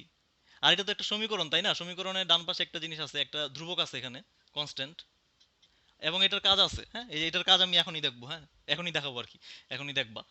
সো প্রথমে কি করছি আমরা, দেখো এই ডিটা কি, এই ডিটা হচ্ছে সমীকরণের চলকের যে সহগগুলো ছিল সেই সহগগুলো নিয়ে গঠিত নির্ণায়ক ডি। এরপরে আমরা বের করব, দেখো ডি এক্স। এই ডি এক্স মানে হচ্ছে, আমি একটু মানে সহজে তোমাদের বোঝানোর জন্য বলতেছি, ডি এক্স মানেটা কি। ডি এক্স মানে হচ্ছে দেখো এই যে এক্স যে আছে, এক্স, এক্স এর উপাদানগুলো বাদে হবে না ভাইয়া? এক্স এর উপাদান না, এক্স এর যে চলকগুলো আছে সেই চলকগুলো আমি নিব না। ঠিক আছে? হ্যাঁ হ্যাঁ, চলক বাদ। হ্যাঁ, এক্স এর চলকের জায়গায় বসাবো হচ্ছে ওই যে ডান পাশের যে কনস্ট্যান্টগুলো আছে সেগুলা। দেখো 12, 12, 24। দেখো এখানে এটা হচ্ছে আমাদের এই যে এক্স এর কলামটা, এখানে এক্স এর জায়গায় ছিল 4, এখানে 2 নম্বর সমীকরণে ছিল 2, 3 নম্বর সমীকরণে ছিল এক্স এর সাথে 6। আমরা তাহলে এক্স এর সহগগুলা বাদ দিয়ে কি করলাম, ওই যে সমীকরণের ডান পাশে যে কনস্ট্যান্টগুলো আছে সেই কনস্ট্যান্টগুলো লিখলাম এক্স এর জায়গায়। আর ওয়াই এর চলকের, ওয়াই যে চলকটা আছে ওগুলা কি লিখবো, ঠিকই লিখবো। হ্যাঁ, তাহলে ওয়াই এর সহগগুলা কি কি দেখো, -1, 3, 5। আর জেড এর চলকগুলোও ঠিক মতো, সরি জেড এর সহগগুলোও ঠিক মতো লিখবো, 4, 8, 12। দেখো এটার একটা মান এটা একটা নির্ণায়ক, 3 অর্ডারের নির্ণায়ক। সো এটার একটা মান পাবা। তাহলে এটার মানটা আসবে হচ্ছে, নির্ণায়কের মান তোমরা বের করতে পারো, সো আমি আর করতেছি না। এটা আসবে হচ্ছে -144 dx, হ্যাঁ। তাহলে আমরা এখানে একটু ছোট করে লিখে রাখি dx, এটা আসবে -144। তো এটা মুছে ফেললাম। এবার বের করব কি, দেখো dy। সো dy মানে হচ্ছে যে y এর যে কলামটা আছে সেই কলামে আমরা y এর সহগগুলা না নিয়ে কি নিব, ওই যে কনস্ট্যান্টগুলা, তাহলে x এর গুলা ঠিক থাকবে। তাহলে দেখো 4 2 6, আর dy যেহেতু, তার মানে y এর সহগগুলা না নিয়ে নিব হচ্ছে ওই কনস্ট্যান্টগুলা, 12 12 24, আর z এর গুলা যা ছিল তাই থাকবে, 4 8 12। সো এটা একটা মান আসবে। সো এটা সলভ করলে আমরা পাবো হচ্ছে, দেখো dy, টা আমাদের আসবে হচ্ছে, টা পাবা হচ্ছে 0। ঠিক আছে। আচ্ছা, এরপরে আমরা আরেকটা জিনিস বের করব, সেটা হচ্ছে, ভাইয়া এটা বইয়ের কত নম্বর অঙ্ক? এটা হচ্ছে আমার বইতে 15-র 5 নাম্বার। তারপর হচ্ছে ডিজেড। ডিজেড মানে ওই আগের মতোই। ভাইয়া আপনি কি নিউ বই ইউজ করেন না? না, আমার তো পুরাতন বই, আমি তো কলেজে ভর্তি হবো না, এজন্য নতুন কিনি নাই। ঠিক আছে, আমি এটা কিনছিলাম হচ্ছে কত, 17 না 17-তে সম্ভবত, 4 2 6। তাহলে হচ্ছে ওয়ার গুলোও ঠিক থাকবে, দেখো -1 3 5। তাহলে ডি জেড যেহেতু, জেড এর সহগগুলোর পরিবর্তে বসবে ওই কনস্ট্যান্ট গুলা। সো 12 12 24। বুঝতে পারছো কিভাবে চেঞ্জ হচ্ছে জিনিসগুলা? আচ্ছা, সো এটা সলভ করো। এটা সলভ করলে তুমি পাবা, অর্থাৎ ডি জেড ইকুয়াল টু আসবে হচ্ছে আমাদের -72। সো জাস্ট হচ্ছে কিভাবে কাজ করে এই ক্রেমার্স রুলটা, সেটাই হচ্ছে আমাদের এখানে শেখার বিষয়। এটার পিছনের যে থিওরাম আছে সেগুলো হচ্ছে আপাতত এই ক্লাসে, অর্থাৎ ইন্টার লেভেলে আমরা দেখবো না, হ্যাঁ। কিভাবে শুধু ক্রেমার্স রুলটা কিভাবে কাজ করে সেই জিনিসটাই দেখবো। সো ডি, আমরা কি কি বের করলাম? এই ডিটা কি, ডি হচ্ছে আমাদের যে সমীকরণগুলো ছিল তার চলকের সহগগুলো নিয়ে গঠিত নির্ণায়কের মান ডি। ডিএক্স হচ্ছে এক্স এর সহগের পরিবর্তে বসাইছি ওই কনস্ট্যান্টগুলা। একইভাবে ডিওয়াই ডিজেড, হ্যাঁ। সো এবার আমরা হচ্ছে এই চারটা জিনিস দিয়ে আমরা হচ্ছে চলকের মানগুলো খুব সহজে বের করে ফেলতে পারবো, দেখো। তাহলে এক্স ইকুয়াল টু হচ্ছে D X divided by D, Y equal to D Y divided by D, আর জেড ইকুয়াল টু হচ্ছে D Z divided by D. তাহলে দেখো আমাদের হচ্ছে ডি এক্স এর মান কত ছিল, -144, আর ডি এর মান ছিল কত, -72, -72। সো এখান থেকে একটা মান পাবা। ডি ওয়াই ছিল 0, আর ডি ছিল তো -72, সো এটা এখান থেকে একটা আসবে। আর ডি জেড এর মান ছিল -72, ডি এর মানও ছিল -72। সো এখান থেকে আসবে 1, এখান থেকে 0, আর এখান থেকে কত আসবে, 2। তাহলে দেখো এটা খুব সহজে, তুমি যদি দেখো এই যে তিনটা সমীকরণ আছে, সমীকরণ জোট যে যেটা ছিল, এই তিনটারে তুমি যদি প্রতিস্থাপন অপনয়ন দিয়ে করতে যাইতা, তাহলে কি অবস্থা হইতো? পৃষ্ঠার পর পৃষ্ঠা লাগতো, তাই না? সো ভাইয়া 2-3 ঘন্টা টাইম লাগবে। হ্যাঁ, তারপরেও আলটিমেটলি তুমি হচ্ছে ক্যালকুলেশনে যদি কোনো গোলমাল পাকায় ফেলতা, তাহলে তো আর কোনো কথাই নেই। ঠিক আছে, 2 ঘন্টা কষ্ট করার পরেও দেখবা যে অ্যান্সারটা হয়তো মিলে নাই। কিন্তু এই ক্রেমার রুলের সাহায্যে, মানে মানে নির্ণায়কের সাহায্যে আমরা খুব সহজেই দেখো এটার মানটা বের করতে পারি, হ্যাঁ। একইভাবে ম্যাট্রিক্সের মাধ্যমে, ম্যাট্রিক্সের দ্বারা, মানে ম্যাট্রিক্সের মাধ্যমে এরকম সলভ করারও কয়েকটা নিয়ম আছে, তো আপাতত সেগুলো তোমাদের নাই। সো আলটিমেটলি আমরা এখানে এক্স এর মান পাইছি 2। ভাইয়া কেমাস্ট্রুল কি ম্যাট্রিক্স? না, এটা নির্ণায়ক, নির্ণায়কের মাধ্যমে দেখো, আমরা নির্ণায়কের মাধ্যমে কাজ করছি কিন্তু। হ্যাঁ। ঠিক আছে, ক্রেমার্স রুলটা হচ্ছে নির্ণায়কের মাধ্যমে কাজ করে। ম্যাট্রিক্সের মাধ্যমে যেগুলো আছে সেগুলো হচ্ছে তোমার, আহ, একটা আছে হচ্ছে রো রিডাকশন, গস জর্ডান এলিমিনেশন, এরকম বিভিন্ন অনেকগুলা হচ্ছে প্রক্রিয়া আছে, হ্যাঁ। বুঝতে পারলাম না। আচ্ছা, বলছি যে এই যে এটা তো নির্ণায়কের মাধ্যমে করছি আমরা, হ্যাঁ। ম্যাট্রিক্সের মাধ্যমে করার জন্য কিছু প্রক্রিয়া আছে, মানে নিয়ম আছে। একটা হচ্ছে তোমার হচ্ছে গস জর্ডান এলিমিনেশন প্রসেস, আর আরেকটা আছে হচ্ছে, এরকম বিভিন্ন অনেকগুলো নাম আছে, হ্যাঁ। সো ওগুলো তোমাদের আপাতত নাই, মানে ম্যাট্রিক্সের মাধ্যমে কিভাবে সলভ করতে হয় সমীকরণ জোট, সেটা আপাতত এই লেভেলে নাই, শুধুমাত্র। আচ্ছা ভাইয়া, মানে ডিএক্স এর ক্ষেত্রে তো হচ্ছে গিয়ে এক্স এর সহগগুলো বাদে হ্যাঁ, বাকিগুলো নিলাম। এখন হ্যাঁ, ওয়াই এর ক্ষেত্রে তো ওয়াই এর একই। সহগগুলো বাদে বাকিগুলো নিলাম, কিন্তু কখন ধ্রুবপদ পদগুলো আগে আসবে আর কখন ধ্রুবপদগুলো পরে আসবে, মানে একটু ঝামেলা আছে না, মানে ডি ওয়াই আর ডি জেড এর ক্ষেত্রে। না না না না, দেখো তুমি যখন ডি এক্স বের করবা, এই এক্স এর সহগগুলা অফ হয়ে যাবে, তার জায়গায় বসবে হচ্ছে কনস্ট্যান্ট গুলা, ঠিক আছে? তারপর মনে করো ডি ওয়াই বের করবা, ডি ওয়াই বের করার সময় এই এক্স এর সহগগুলো তো ঠিক আছে। সহগগুলো কেন প্রথমে আসবে? এক্স এর ক্ষেত্রে এক্স এর ইয়াটা অফ যাওয়ার পর তো ওয়াই এর সহগগুলো আসার কথা না, তারপর জেড, তারপর আসে ধ্রুবপদ। না না না, মানে তুমি এক্স এর হচ্ছে গুলো অফ হলে ধ্রুবপদটা কেন আগে আসে? মানে তুমি বলতে চাচ্ছ এক্স এরটা অফ হয়ে গেলে এক্স সবার শেষে যাইতে শেষে নিবা, এটা বলতে চাচ্ছ? না মানে এক্স এর সহগ, ভাইয়া, হ্যাঁ বলো। আচ্ছা এক্স এর সহগগুলো যখন আমরা নিতেছি না, তখন তো হচ্ছে কি আগে ওয়াই এর সহগগুলো নিব, তারপর জেড এর সহগগুলো নিব, না তারপর না হচ্ছে না না না না না, না এক্স এর সহগটা যখন বন্ধ থাকবে, ঠিক এক্স এর জায়গায় কি চলে আসবে, কনস্ট্যান্ট গুলো চলে আসবে। মানে তোমার এই সিরিয়ালটা ঠিক রাখতে হবে, ঠিক আছে? এক্স এর কলামে শুধুমাত্র এক্সই বসবে, ওয়াই এর কলামে ওয়াই, জেড এর কলামে জেড। এখন এক্স এর কলামে যখন এক্স এর সহগগুলো অফ থাকবে, এক্স এর সহগগুলো যখন বন্ধ হবে ডিএক্স বের করার সময়, তখন এক্স এর সহগের জায়গায় চলে আসবে হচ্ছে এই কনস্ট্যান্টগুলো। যখন তুমি ডি ওয়াই বের করবা, এই এক্স এর কলাম জেড এর কলাম ঠিক থাকবে। ডি ওয়াই বের করার সময় এই ওয়াই এর কলামে ওয়াই এর সহগের জায়গায় বসবে হচ্ছে এই কনস্ট্যান্টগুলো, ঠিক আছে? ডি জেড যখন বের করবা, তখন এই এক্স এর কলাম ওয়াই এর কলাম ঠিক থাকবে। ডি জেড বের করার সময় এই জেড এর কলামে জেড এর সহগের পরিবর্তে বসবে হচ্ছে এই কনস্ট্যান্টগুলো। বুঝতে পারছো? হ্যাঁ এখন বুঝছি, আমি এটাই জাস্ট বুঝতে পেরেছিলাম, বুঝছি বুঝছি। আচ্ছা, সো আলটিমেটলি আমরা সমাধানটা কি পাইছি?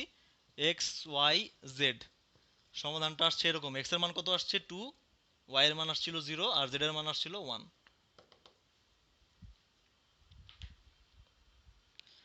কারো তাহলে কি? আমরা এই সমাধানের জন্য এটাই ইউজ করব না? হ্যাঁ হ্যাঁ হ্যাঁ, এখন থেকে এটা ইউজ করতে পারো, ক্রেমার্স রুল, হ্যাঁ খুবই সহজ, ঠিক আছে? ভাই এটা কি কোশ্চেন হলো যে এই রুলসটা ইউজ করে মানে সলভ করো নাকি? হ্যাঁ, প্রশ্নে উল্লেখ, প্রশ্ন আসে কিভাবে? ওই তো প্রশ্নে বলে দিবে যে ক্রেমার্স রুলের সাহায্যে এই সমীকরণ জোটটি সমাধান করো।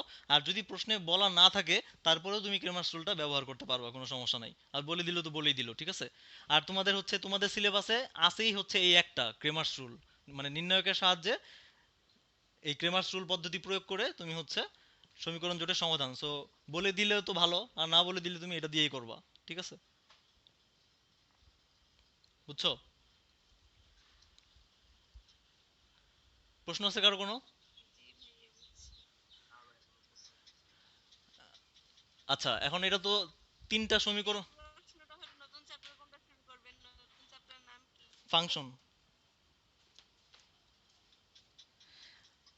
আচ্ছা, ওই যে কার জন্য একটু কনফিউশন ছিল, কনফিউশনটা দূর করার জন্য দেখো, ভাইয়া ক্যালকুলাস, ম্যাথে ক্যালকুলাস কি আছে ওগুলো আগে বুঝে তাহলে তো না মানে ক্যালকুলাস করার আগে ফাংশন করতে হবে। হ্যাঁ, ফাংশন করা ছাড়া তুমি ক্যালকুলাস ঠিকমতো বুঝতে পারবা না, ওগুলো তো ঠিক আছে? আচ্ছা ভাই, আমার একটা প্রশ্ন ছিল যে সারাংশের চিত্রের মাধ্যমে নির্ণয়ের হ্যাঁ হ্যাঁ, বিষয়টি ওইটা দেখায় দিব, আমি একটু দেখায় দিব, বলেন তো। ওইটা দেখায় দিব। আচ্ছা, দেখো, এখন তিনটা সমীকরণ দিয়ে আমরা করছি। সো সর্বোচ্চ তোমাদের তিনটাই থাকবে, তিনটা সমীকরণ থাকবে, হ্যাঁ, তিনটার বেশি থাকবে না। কারণ চারটা হলে কি হবে মনে আছে, বলতে পারবা? চারটা হলে ওই নির্ণায়কটা 4 অর্ডারের হয়ে যাবে, যেটা সমাধান করতে অনেক সময় লাগে হাতে, ঠিক আছে? সো সর্বোচ্চ তিনটা সমীকরণ থাকবে। এখন দুইটা যদি থাকে, একই নিয়ম। প্রথমে হচ্ছে ডি বের করবা, দেখো আরেকবার এটা একটু ক্লিয়ারলি দেখো, হ্যাঁ? তাহলে ডিটা কি? ডি হচ্ছে চলকের সহগগুলা নিয়ে গঠিত নির্ণায়কটা। সো এখানে এক্স এর জায়গায় আছে কত 1 সহগ, এখানে কত ওয়াই এর জায়গায় 2, ওয়াই এর সাথে 2, এখানে আছে হচ্ছে দ্বিতীয় সমীকরণে 3, আর এখানে আছে কত 5। সো এটা নিয়ে যে নির্ণায়ক, তাহলে কত আসবে 5 মাইনাস 6, তার মানে -1। সো এটা 0 না, তার মানে কাজ করতে পারবা, হ্যাঁ? আচ্ছা, এবার তুমি কি করবা? ডিএক্স বের করবা। এটা তো পারবো। হ্যাঁ, দেখো ডিএক্স, যে যার সমস্যা ছিল সে একটু ভালো মতো দেখো। ডিএক্স যখন বের করবা, এই এক্স এর কলামে কি কে বসবে? এক্স এর সহগ বসবে না, বসবে হচ্ছে ওই কনস্ট্যান্ট গুলা, 5 আর 14, ধ্রুবপদগুলা। আর ওয়াই এর কলামটা ঠিক থাকবে 2 আর 5, ঠিক আছে? একইভাবে তুমি যখন ডি ওয়াই বের করবা, এই ওয়াই এর কলামের জায়গায় ওয়াই এর কলাম থাকবে, কিন্তু বসবে কে? ওই ধ্রুবকগুলা। আর এক্স এর কলাম ঠিক থাকবে 1, 3, আর ওয়াই এর কলামের জায়গায় বসবে হচ্ছে ওয়াই সহগের পরিবর্তে ওই ধ্রুবকগুলা 5 আর 14, ঠিক আছে? সো এখান থেকে তুমি একটা মান পাবা। ফাইনালি তুমি এক্স ইকুয়াল টু কি? D x by D Y equal to হচ্ছে ডি ওয়াই বাই ডি। এই কেন হচ্ছে এই যে ডি এর মান জিরো হইতে পারবে না বুঝতে পারছো আশা করি নিশ্চয়ই এখান থেকে। কারণ ডি এর মান জিরো হইলে তুমি ক্রেমার্স রুলটা ইউজ করতে পারবা না। হ্যাঁ, ডি এর মান জিরো হওয়া মানে কি দেখো অসংজ্ঞায়িত হয়ে যাবে, বুঝছো?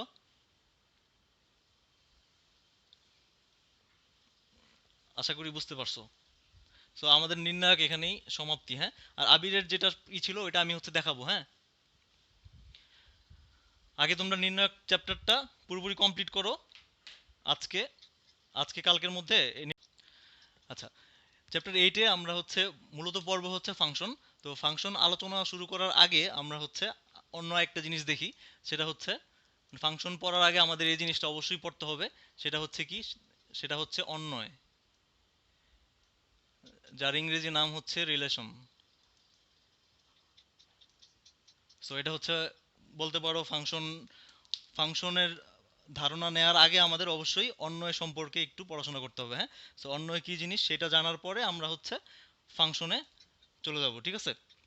সো অন্বয় বা রিলেশন, কারো কি কোনো আইডিয়া আইডিয়া আছে? অবশ্যই থাকার কথা, ক্লাস 9-10-এ এটা পড়ছো তাই না, যে রিলেশন কি বা অন্বয় কি? জি ভাই। বলো আবির, রিলেশন কি? মানে মুখে ভাই এক্সপ্লেইন করতে পারতেছি না, মানে মনে মনে বুঝতে পারি। আচ্ছা, মনে মনে কি বুঝতেছো তুমি? এটা তো ভাই এক্সপ্লেইন করতে পারতেছি না। মানে আচ্ছা একটার সাথে আরেকটা গুণ হবে একটা কথা। আচ্ছা, দেখো এই মানে অন্বয় বা এই রিলেশন হচ্ছে মানে আমরা মানে কি বলবো এটা, যে নর্মালি যা বুঝি, যে ধরো আত্মীয় স্বজন ভাই বোন, এই রিলেশন কিন্তু সেই রিলেশন না, ঠিক আছে? বা অন্যান্য যে রিলেশন আছে, এই রিলেশন দিয়ে কিন্তু সেই রিলেশনটা বোঝাচ্ছে না, ঠিক আছে? এই রিলেশন বলতে মূলত কি বোঝাচ্ছে? এই রিলেশন বলতে মূলত বোঝাচ্ছে হচ্ছে, সবাই একটু খেয়াল করো এই জিনিসটা, এই রিলেশন বলতে আমরা বুঝবো সেটের দুইটা সেটের উপাদানগুলোর মধ্যে যে সম্পর্ক। হ্যাঁ, বা সংক্ষেপে যদি বলি দুইটা সেটের সম্পর্ক। তাহলে এই সম্পর্ক বলতে আসলে দুইটা সেটের সম্পর্ক বোঝায়, ঠিক আছে? সো অন্বয় বা রিলেশন বলতে আমরা কি বুঝবো? দুইটা সেটের সম্পর্ক, বা এটাকে একটু ভিন্নভাবে বলা যায়। ভিন্নভাবে কিভাবে বলা যায়, যে দুইটা চলকের মধ্যে সম্পর্ক, দুইটা চলকের মধ্যকার সম্পর্ক। সো এটা হচ্ছে আমাদের অন্বয়ের মানে বেসিক যে ধারণা সেটা, ঠিক আছে? যে অন্বয় বলতে আমরা কি বুঝি? দুইটা সেটের উপাদানগুলোর মধ্যে সম্পর্কটাই হচ্ছে অন্বয়, অথবা ভিন্নভাবে বললে দুইটা চলকের মধ্যে সম্পর্ক। সো এই দুইটা কথার মধ্যে কিন্তু কোনো পার্থক্য নাই। দুইটা সেটের মধ্যকার সম্পর্ক আর দুইটা চলকের মধ্যে যে সম্পর্ক, এটা কিন্তু একই, ঠিক আছে? একই জিনিস মিন করে, মানে দুইটা কথার মধ্যে কোনো পার্থক্য নাই। আমরা একটা এক্সাম্পল দিলেই তুমি হচ্ছে ব্যাপারটা বুঝতে পারবা। হ্যাঁ, সো অন্যয় জিনিসটা কি বা রিলেশন জিনিসটা কি সেটা আমরা দেখলাম, মানে সেটার একটু এক্সাম্পল দিলেই তোমরা ক্লিয়ার হয়ে যাবা। হ্যাঁ, সো প্রথমে একটা সাধারণ একটা এক্সাম্পল দিই আমরা, তোমরা ক্লাস 9-10-এ যেগুলো শিখছো ওরকম একটা এক্সাম্পল, যে অন্যয় বলতে কি বোঝাচ্ছি আমরা? যে দুইটা সেটের সম্পর্ক। সো আমাদের মনে করো দুইটা সেট আছে, একটা হচ্ছে এ সেট আর একটা হচ্ছে বি সেট, ঠিক আছে? সো দেখো, এ সেটের মধ্যে কিছু উপাদান থাকবে এবং বি সেটের মধ্যে কিছু উপাদান থাকবে। সো এ সেটের উপাদানগুলোর সাথে বি সেটের উপাদানগুলোর যে সম্পর্ক সেটাই হচ্ছে কি অন্বয় বা রিলেশন। হ্যাঁ, সো আমি এ সেটে ধরো কয়েকটা দেশের নাম নিচ্ছি। হ্যাঁ, যে এ সেটটা হচ্ছে দেশের নাম, এখানে লিখলাম এ সেটটা হচ্ছে সংক্ষেপে লিখি দেশ, আর বি সেটটা হচ্ছে রাজধানী, ঠিক আছে? সো প্রথমে আছে হচ্ছে বাংলাদেশ, তারপরে ধরো আছে হচ্ছে ইন্ডিয়া, তারপরে ধরো আছে পাকিস্তান। আচ্ছা, প্রথমে এই তিনটা নিলাম, ঠিক আছে? আচ্ছা, তাহলে বি সেটে কি থাকবে? বি সেটের উপাদানগুলো হচ্ছে রাজধানী। সো মনে করো এখানে আছে ঢাকা, প্রথম উপাদান ঢাকা, দ্বিতীয় উপাদান মনে করো হচ্ছে দিল্লি, তৃতীয় উপাদান হচ্ছে ইসলামাবাদ, ঠিক আছে? সো এই যে দুইটা সেট আছে, প্রথম সেটের উপাদানগুলো হচ্ছে কয়েকটা দেশ আছে এখানে, দ্বিতীয় সেটের মধ্যে আছে কয়েকটা রাজধানী। সো এই দুইটা সেটের মধ্যে যদি আমরা একটা সম্পর্ক যদি দেখাই, কিভাবে দেখাবো? দেখো, বাংলাদেশের রাজধানী হচ্ছে ঢাকা, বাংলাদেশের সাথে ঢাকা রিলেটেড, ইন্ডিয়ার সাথে হচ্ছে দিল্লি রিলেটেড, আর পাকিস্তানের সাথে হচ্ছে ইসলামাবাদ রিলেটেড, ঠিক আছে? সো এটা হচ্ছে একটা কি হয়ে গেল, একটা দুইটা সেটের মধ্যে দেখো একটা সম্পর্ক তৈরি হইলো, যে দেশের সাথে রাজধানীর সম্পর্ক। সো সাধারণভাবে এটা একটা কি রিলেশন বা অন্যয়, দুইটা সেটের মধ্যেকার সম্পর্কটাই হচ্ছে কি অন্যয় বা রিলেশন। এটা তোমরা ক্লাস 9-10-এ দেখে আসছো। হ্যাঁ, সো এটা একটা রিলেশন। এখন ধরো এটা কেস ওয়ান, এখানে তিনটা দেশ ছিল, তিনটা রাজধানী ছিল, আমরা তাদের মধ্যকার সম্পর্কটা দেখাইলাম। সো এটা একটা রিলেশন। ধরো আমরা দেশের সেটে মনে করো আরেকটা দেশের নাম ঢুকায় দিই, ধরো ইউএসএ। সো দেখো এই ইউএস এর জন্য করেসপন্ডিং কোনো রাজধানী এখানে নাই, তাহলে কি এটা রিলেশন হবে বলো তো? এটার উত্তরটা একটু দাও। এখন এই অবস্থায় কি এটা রিলেশন হবে? হবে না। আর হবে না? একটু চিন্তা ভাবনা করে বলো। ইউএসএ তো নাই তো ভাইয়া, হ্যাঁ, রাজধানীর নামই নাই দেশে। নাই তো কি হয়েছে, সমস্যা কি? এটাও রিলেশন হবে, মানে এই যে অবস্থাটা আছে, এই অবস্থাটাও রিলেশন হবে। এখানে কোনো উপাদান থাক, এক্সট্রা উপাদান থাকুক, এতে আমাদের কোনো সমস্যা নাই। ঠিক আছে? ধরো এখানে আছে মনে করো, আর এখন এখানে যদি মনে করো আমরা এক্সট্রা কোনো একটা উপাদান লিখি, মনে করো আরেকটা দেশ লিখলাম আমরা, ধরো নেদারল্যান্ড বা ধরো নিউজিল্যান্ড। সো এখানে নিউজিল্যান্ডের রাজধানী কি বলতে পারবা কেউ? ওয়েলিংটন। হ্যাঁ, আচ্ছা মনে নাই। ইউএস এরটা লিখি, এটা সহজ, ওয়াশিংটন ডিসি। হ্যাঁ।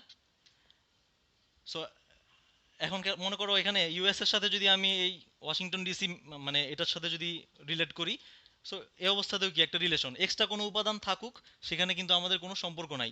এখানেও এক্সট্রা উপাদান থাকতে পারে, এখানেও এক্সট্রা উপাদান থাকতে পারে। মনে করো এখানে এই ইউএসএটা মুছা দিয়া আমরা মনে করো লিখলাম কি লিখা যায়, ধরো উরুগুয়ে। সো এখন দেখো যে আমার এই এ সেটের মধ্যে এই দুইটা উপাদান খালি পড়ে আছে, ফাঁকা পড়ে আছে।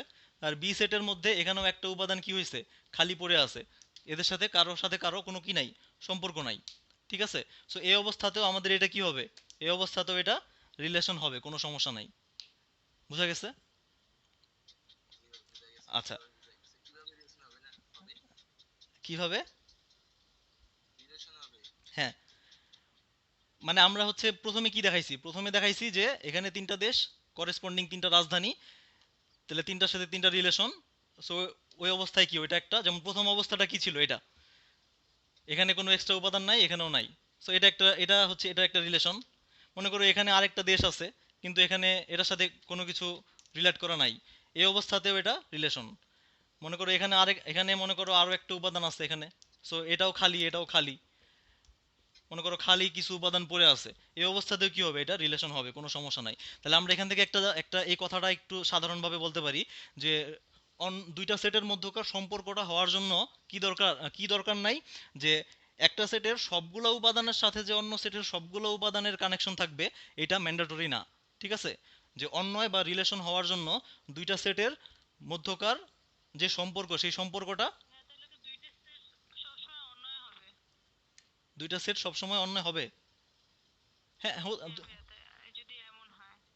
হ্যাঁ, তুমি যদি হচ্ছে মানে একটা সেটের কিছু উপাদানের সাথে মনে করো অন্য একটা সেটের কিছু উপাদানের কানেকশন আছে, সেই অবস্থায় অবশ্যই অন্যয় হবে। এবং দেখো অন্যয় হওয়ার জন্য আরেকটা মূল যে জিনিস, সেটা হচ্ছে কন্ডিশন। দেখো এই অবস্থায় আমি বলছি এটা একটা সাধারণ একটা এক্সাম্পল। হ্যাঁ, এখানে আমি কিন্তু কোনো কন্ডিশন দিয়ে দেই নেই।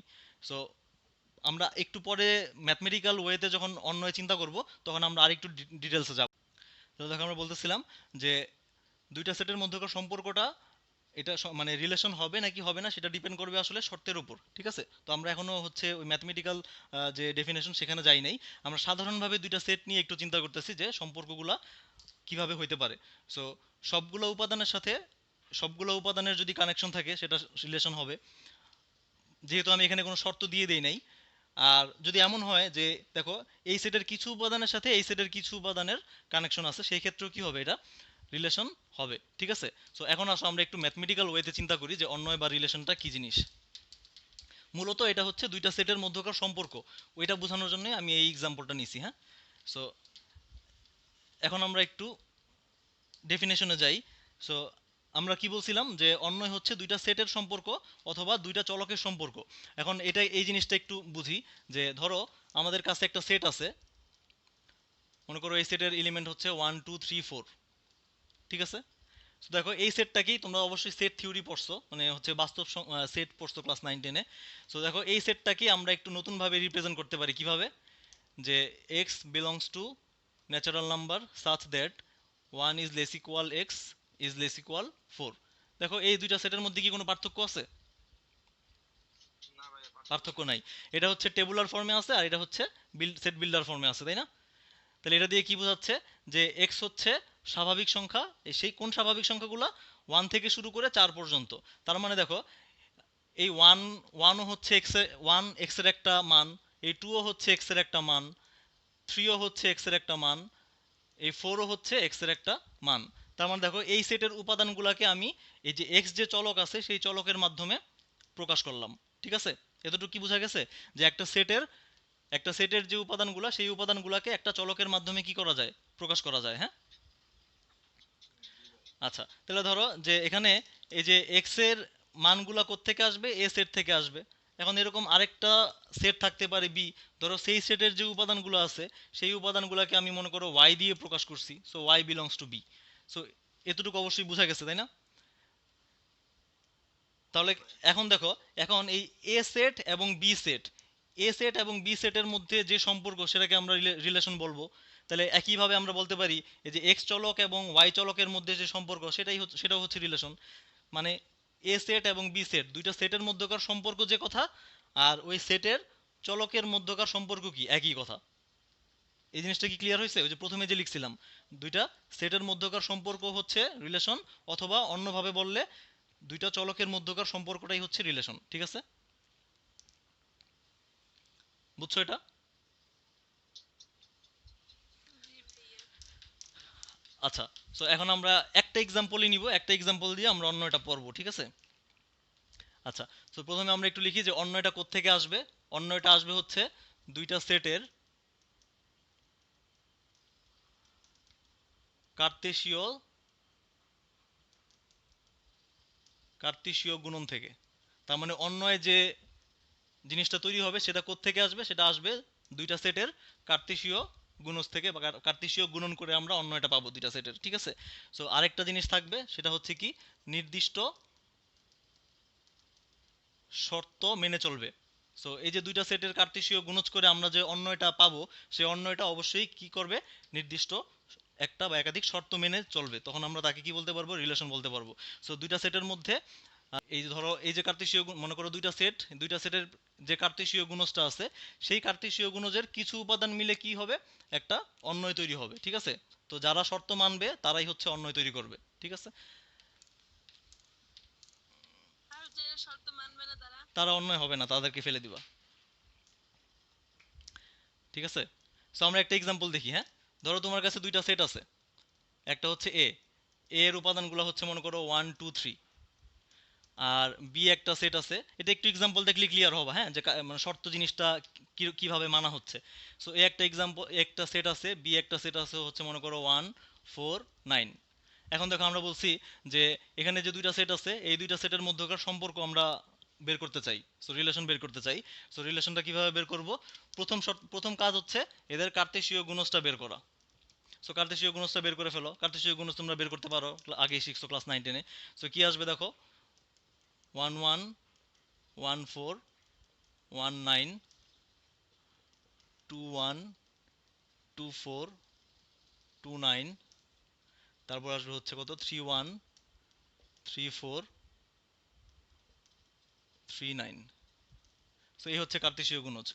আচ্ছা বলো তো, এই যে কার্তেশীয় গুণজ আছে, এই যে দুইটা সেটের যে কার্তেশীয় গুণজটা আমরা বের করলাম, এটা দিয়ে আসলে কি বোঝাচ্ছে? সাধারণভাবে এ সেটের সবগুলা উপাদানের সাথে বি সেটের সবগুলা উপাদানের একটা কানেকশন তৈরি হয়েছে, তাই না? বুঝতে পারছো এটা? জি ভাইয়া, হ্যাঁ বুঝছি। কার্তেশীয় গুণজ দিয়ে কি বোঝাচ্ছে, যে এ সেটের প্রত্যেকটা উপাদানের সাথে বি সেটের প্রত্যেকটা উপাদানের একটা কানেকশন পাওয়া গেছে। সো এইটাকে আমরা কি বলবো না, এটাকে আমরা রিলেশন বলবো না বা অন্যয় বলবো না।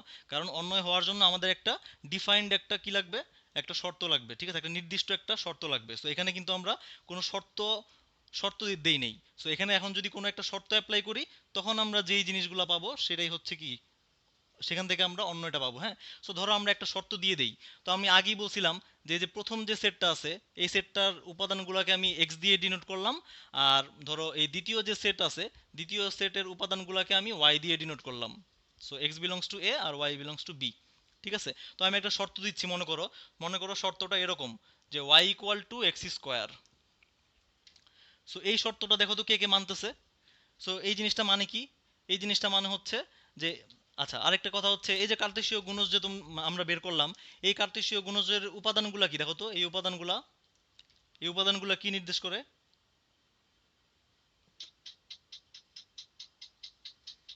এগুলা কি, এগুলার নাম কি বলো তো, এটার নামটা কি? 1 1 না, এটার নাম হচ্ছে ক্রোমোজোর, তোমরা পড়ছো আগে তাই না? এই ক্রোমোজোরের প্রথম এলিমেন্টটা কি এক্স, দ্বিতীয় এলিমেন্টটা হচ্ছে ওয়াই, তাই না? প্রথমটাকে আমরা ভুজ বলি, দ্বিতীয়টাকে কি বলি, কোটি বলি। দ্বিমাত্রিক স্থানাঙ্ক ব্যবস্থা এটা দিয়ে কি বোঝায়, একটা পয়েন্ট বোঝায়, একটা পয়েন্ট নির্দেশ করে, হ্যাঁ। সো তাহলে আমরা তো জানি যে ক্রোমোজোরগুলো, এখানে যে ক্রোমোজোরগুলো সেগুলো আসলে হচ্ছে যে এই ফর্মে আছে। সো এটা হচ্ছে আমাদের শর্ত। সো এই শর্তটা কি মিন করতেছে দেখো, যে যেই ক্রোমোজোরগুলোতে প্রথম, এই যে প্রথম উপাদান এক্স, কি এক্স হচ্ছে প্রথম উপাদান, এক্স এর বর্গ করে আমরা কি পাবো, ওয়াই পাবো। সো সেই ক্রোমোজোরগুলোকে আমরা রাখবো, বাকিগুলা ফেলে দিব, ঠিক আছে। সো দেখি এই শর্ত কারা কারা মানে। সো এই শর্ত কারা কারা মানতেছে দেখো। দেখো এই যে এক্স এর বর্গ করো, দেখো তুমি হচ্ছে দেখো ওয়াই পাচ্ছ, ওয়ান এর বর্গ করলে তুমি ওয়ানই পাচ্ছ, তার মানে সে শর্ত মানতেছে। দেখো পরেরটা কি মানে, ওয়ান এর বর্গ করছো আসছে, এটা মানতেছে না, এটা বাদ। 1 9 এটাও বাদ, 2 1 এটাও বাদ, 2 4 এটা দেখো মানছে, কারণ 2 এর বর্গ করলে দেখো এই যে 4 আসছে। এক্স এর বর্গ করতেছো, ঠিক আছে, তার মানে প্রথমটার বর্গ করতেছো, পরেরটা পাচ্ছ 4। সো 2 4 তুমি নিতে পারবা, 2 9 বাদ, 3 1 বাদ, 3 4 বাদ, 3 9 তুমি নিতে পারবা। সো 3 9। সো দেখো এই যে শর্তটা যারা মানছে, যেই ক্রোমোজোরগুলা এই শর্তটা মানলো, সেই ক্রোমোজোরটাকে মানে সেই ক্রোমোজোরগুলোর যে সেট, সেটাকে আমি কি বলবো, রিলেশন বলবো, ঠিক আছে। এই শর্তের উপরে রিলেশন, শর্ত চেঞ্জ করে দিলে রিলেশনের উপাদানগুলো কি হবে, চেঞ্জ হয়ে যাবে, ঠিক আছে। আচ্ছা, এখন দেখো এখান থেকে দেখো আমরা কিছু জিনিস বলতে পারি, এখান থেকে কিছু জিনিস এরকম চিন্তা করো তো। দেখো এই জিনিসটা হচ্ছে এই যে উপাদানগুলো আছে, এই উপাদানগুলো আসলে কোত্থেকে আসছে, কোন সেট থেকে আসছে, এ আর বি এর কার্তেশীয় গুণজ থেকে আসছে না, তাই না? জি ভাইয়া। তাহলে দেখো তো আমরা এটা বলতে পারি কিনা, যে R is a subset of A cross B, হ্যাঁ ভাই বলতে পারি। এটা বলা যায়, হ্যাঁ। সো এই এক্সাম্পলের ক্ষেত্রে আমি যে উদাহরণটা নিয়েছি, এই উদাহরণের ক্ষেত্রে আমি যে আটটা পাইলাম, সেই আটটা হচ্ছে এই যে এ ক্রস বি এর একটা প্রকৃত উপসেট, তাই না?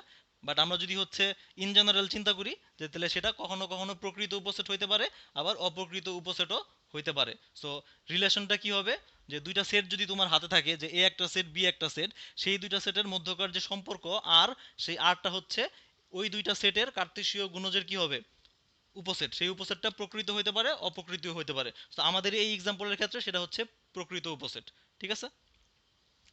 সো এটা এটা বলা যায়।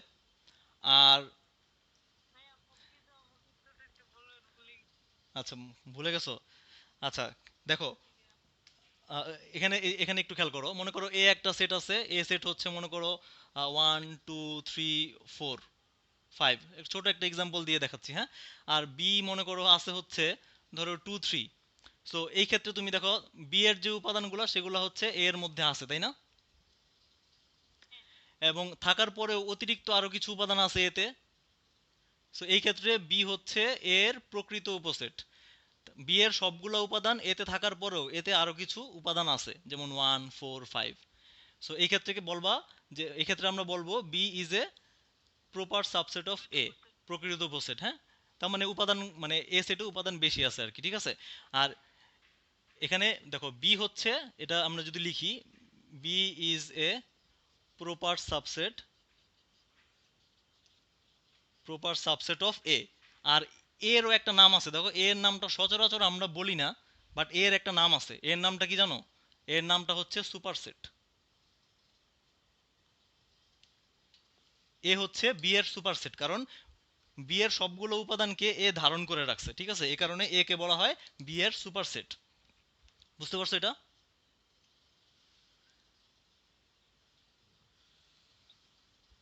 বুঝছো? জি ভাইয়া বুঝছি। আচ্ছা, এখন ধরো বি যদি এমন হইতো যে বি এর উপাদানগুলো হচ্ছে এরকম 1 2 3 4 5, তাহলে দেখো যে বি এর সবগুলো উপাদান এতে আছে, থাকার পরে আর কোনো এক্সট্রা উপাদান নাই, সো এই ক্ষেত্রে বি হচ্ছে এর অপ্রকৃত উপসেট। আর অপ্রকৃত উপসেট হলে আমরা নিচে একটা দাগ দিই, মানে এটা দিয়ে সমান বোঝাই, উপাদানগুলো সমান, ঠিক আছে। সো বি যদি এ এর দেখো অপ্রকৃত উপসেট হয়, অবশ্যই তুমি বলতে পারবা এও হচ্ছে বি এর অপ্রকৃত উপসেট, তাই না? কারণ এর সবগুলো উপাদান বিতে আছে, থাকার পরে আর এক্সট্রা উপাদান বিতে নাই। সো এই দুইটা কন্ডিশন থেকে আমরা বলতে পারি যে এ সেট আর বি সেট সমান। সো এখান থেকে তুমি একটা জিনিস মানে আমরা জানলাম যে দুইটা সেট পরস্পর কখন সমান হয়, তারা যদি পরস্পর পরস্পরের অপ্রকৃত উপসেট হয়, ঠিক আছে। সো এগুলো সেট আমরা সেট থিওরির জিনিস। আচ্ছা, সো আমরা এখান থেকে দেখলাম যে আমাদের এই এক্সাম্পলের জন্য যে রিলেশনটা আমরা পাইছি, সেই রিলেশনটা হচ্ছে আমাদের এই কার্তেশীয় গুণজের কি প্রকৃত উপসেট, ঠিক আছে। আচ্ছা, সো এখন এখানে একটা জিনিস খেয়াল করো, এই যে আর যেটা আমরা পাইছি সেটা তো এখানে হচ্ছে টেবুলার ফর্মে আছে, তাই না? যদি এটাকে যদি বিল্ডার ফর্মে যদি আমরা লিখি তাহলে কি হবে দেখো তো, একটু খেয়াল করো, বিল্ডার ফর্মে লিখলে কি হবে, যে এই যে আর অর্থাৎ রিলেশনের যে উপাদানগুলা সেগুলো কেমন, সেগুলো হচ্ছে ক্রোমোজোর এক্স ওয়াই এরকম, তাই না? প্রথম উপাদানগুলো হচ্ছে এক্স, অর্থাৎ এই প্রথম সেট থেকে আসছে এ থেকে, আর দ্বিতীয় যে উপাদান সেগুলো আসছে দ্বিতীয় সেট থেকে, মানে বি থেকে ওয়াই। সো এই ক্রোমোজোরগুলো কোথায় আছে? এই ক্রোমোজোরগুলো আছে হচ্ছে ওই যে এ ক্রস বি। কোত্থেকে আসছে? ওই কার্তেশীয় গুণজ থেকে আসছে, এ আর বি এর কার্তেশীয় গুণজ থেকে। কিভাবে আসছে? Such that x belongs to A, x আসছে এ থেকে, y belongs to B, y গুলো আসছে বি থেকে, এবং সেই শর্তটা কি, এই যে শর্তটা হচ্ছে y equal to x square. So এটা হচ্ছে আমরা সেট বিল্ডার ফর্মে লিখলাম, এটা টেবুলার ফর্ম আর এটা হচ্ছে সেট বিল্ডার ফর্ম, ঠিক আছে। সো কখনো কখনো পরীক্ষাতে অর্থাৎ রিটেনে খুব একটা আসে না, অবজেক্টিভে মনে করো তোমাকে এরকম টেবুলার ফর্ম দিয়ে দিতে পারে, বলতে পারে যে বিল্ডার ফর্মটা লেখো, আর বিল্ডার ফর্ম দিয়ে দিতে পারে, বলতে পারে টেবুলার ফর্মটা লেখো। এই সেট দুটো দেওয়া থাকবে, হ্যাঁ, এ আর বি দেওয়া থাকবে। সো বোঝা গেছে এটা? জি ভাই, বুঝা গেছে ভাই। আজকে থাক ভাই।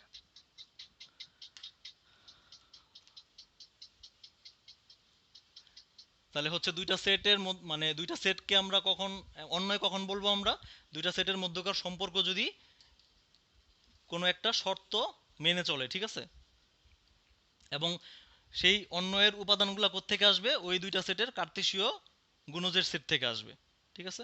সো এই দুইটা কন্ডিশন একটু মাথায় রাখতে হবে যে অন্যয় হওয়ার জন্য, হ্যাঁ। আমরা কি আর 5 মিনিট দেখবো? আচ্ছা, আহ, তাহলে আমরা, হ্যাঁ বলছি যে যে রিলেশন দুইটা সেট, মনে করো একটা সেট আছে এ আর একটা সেট আছে বি।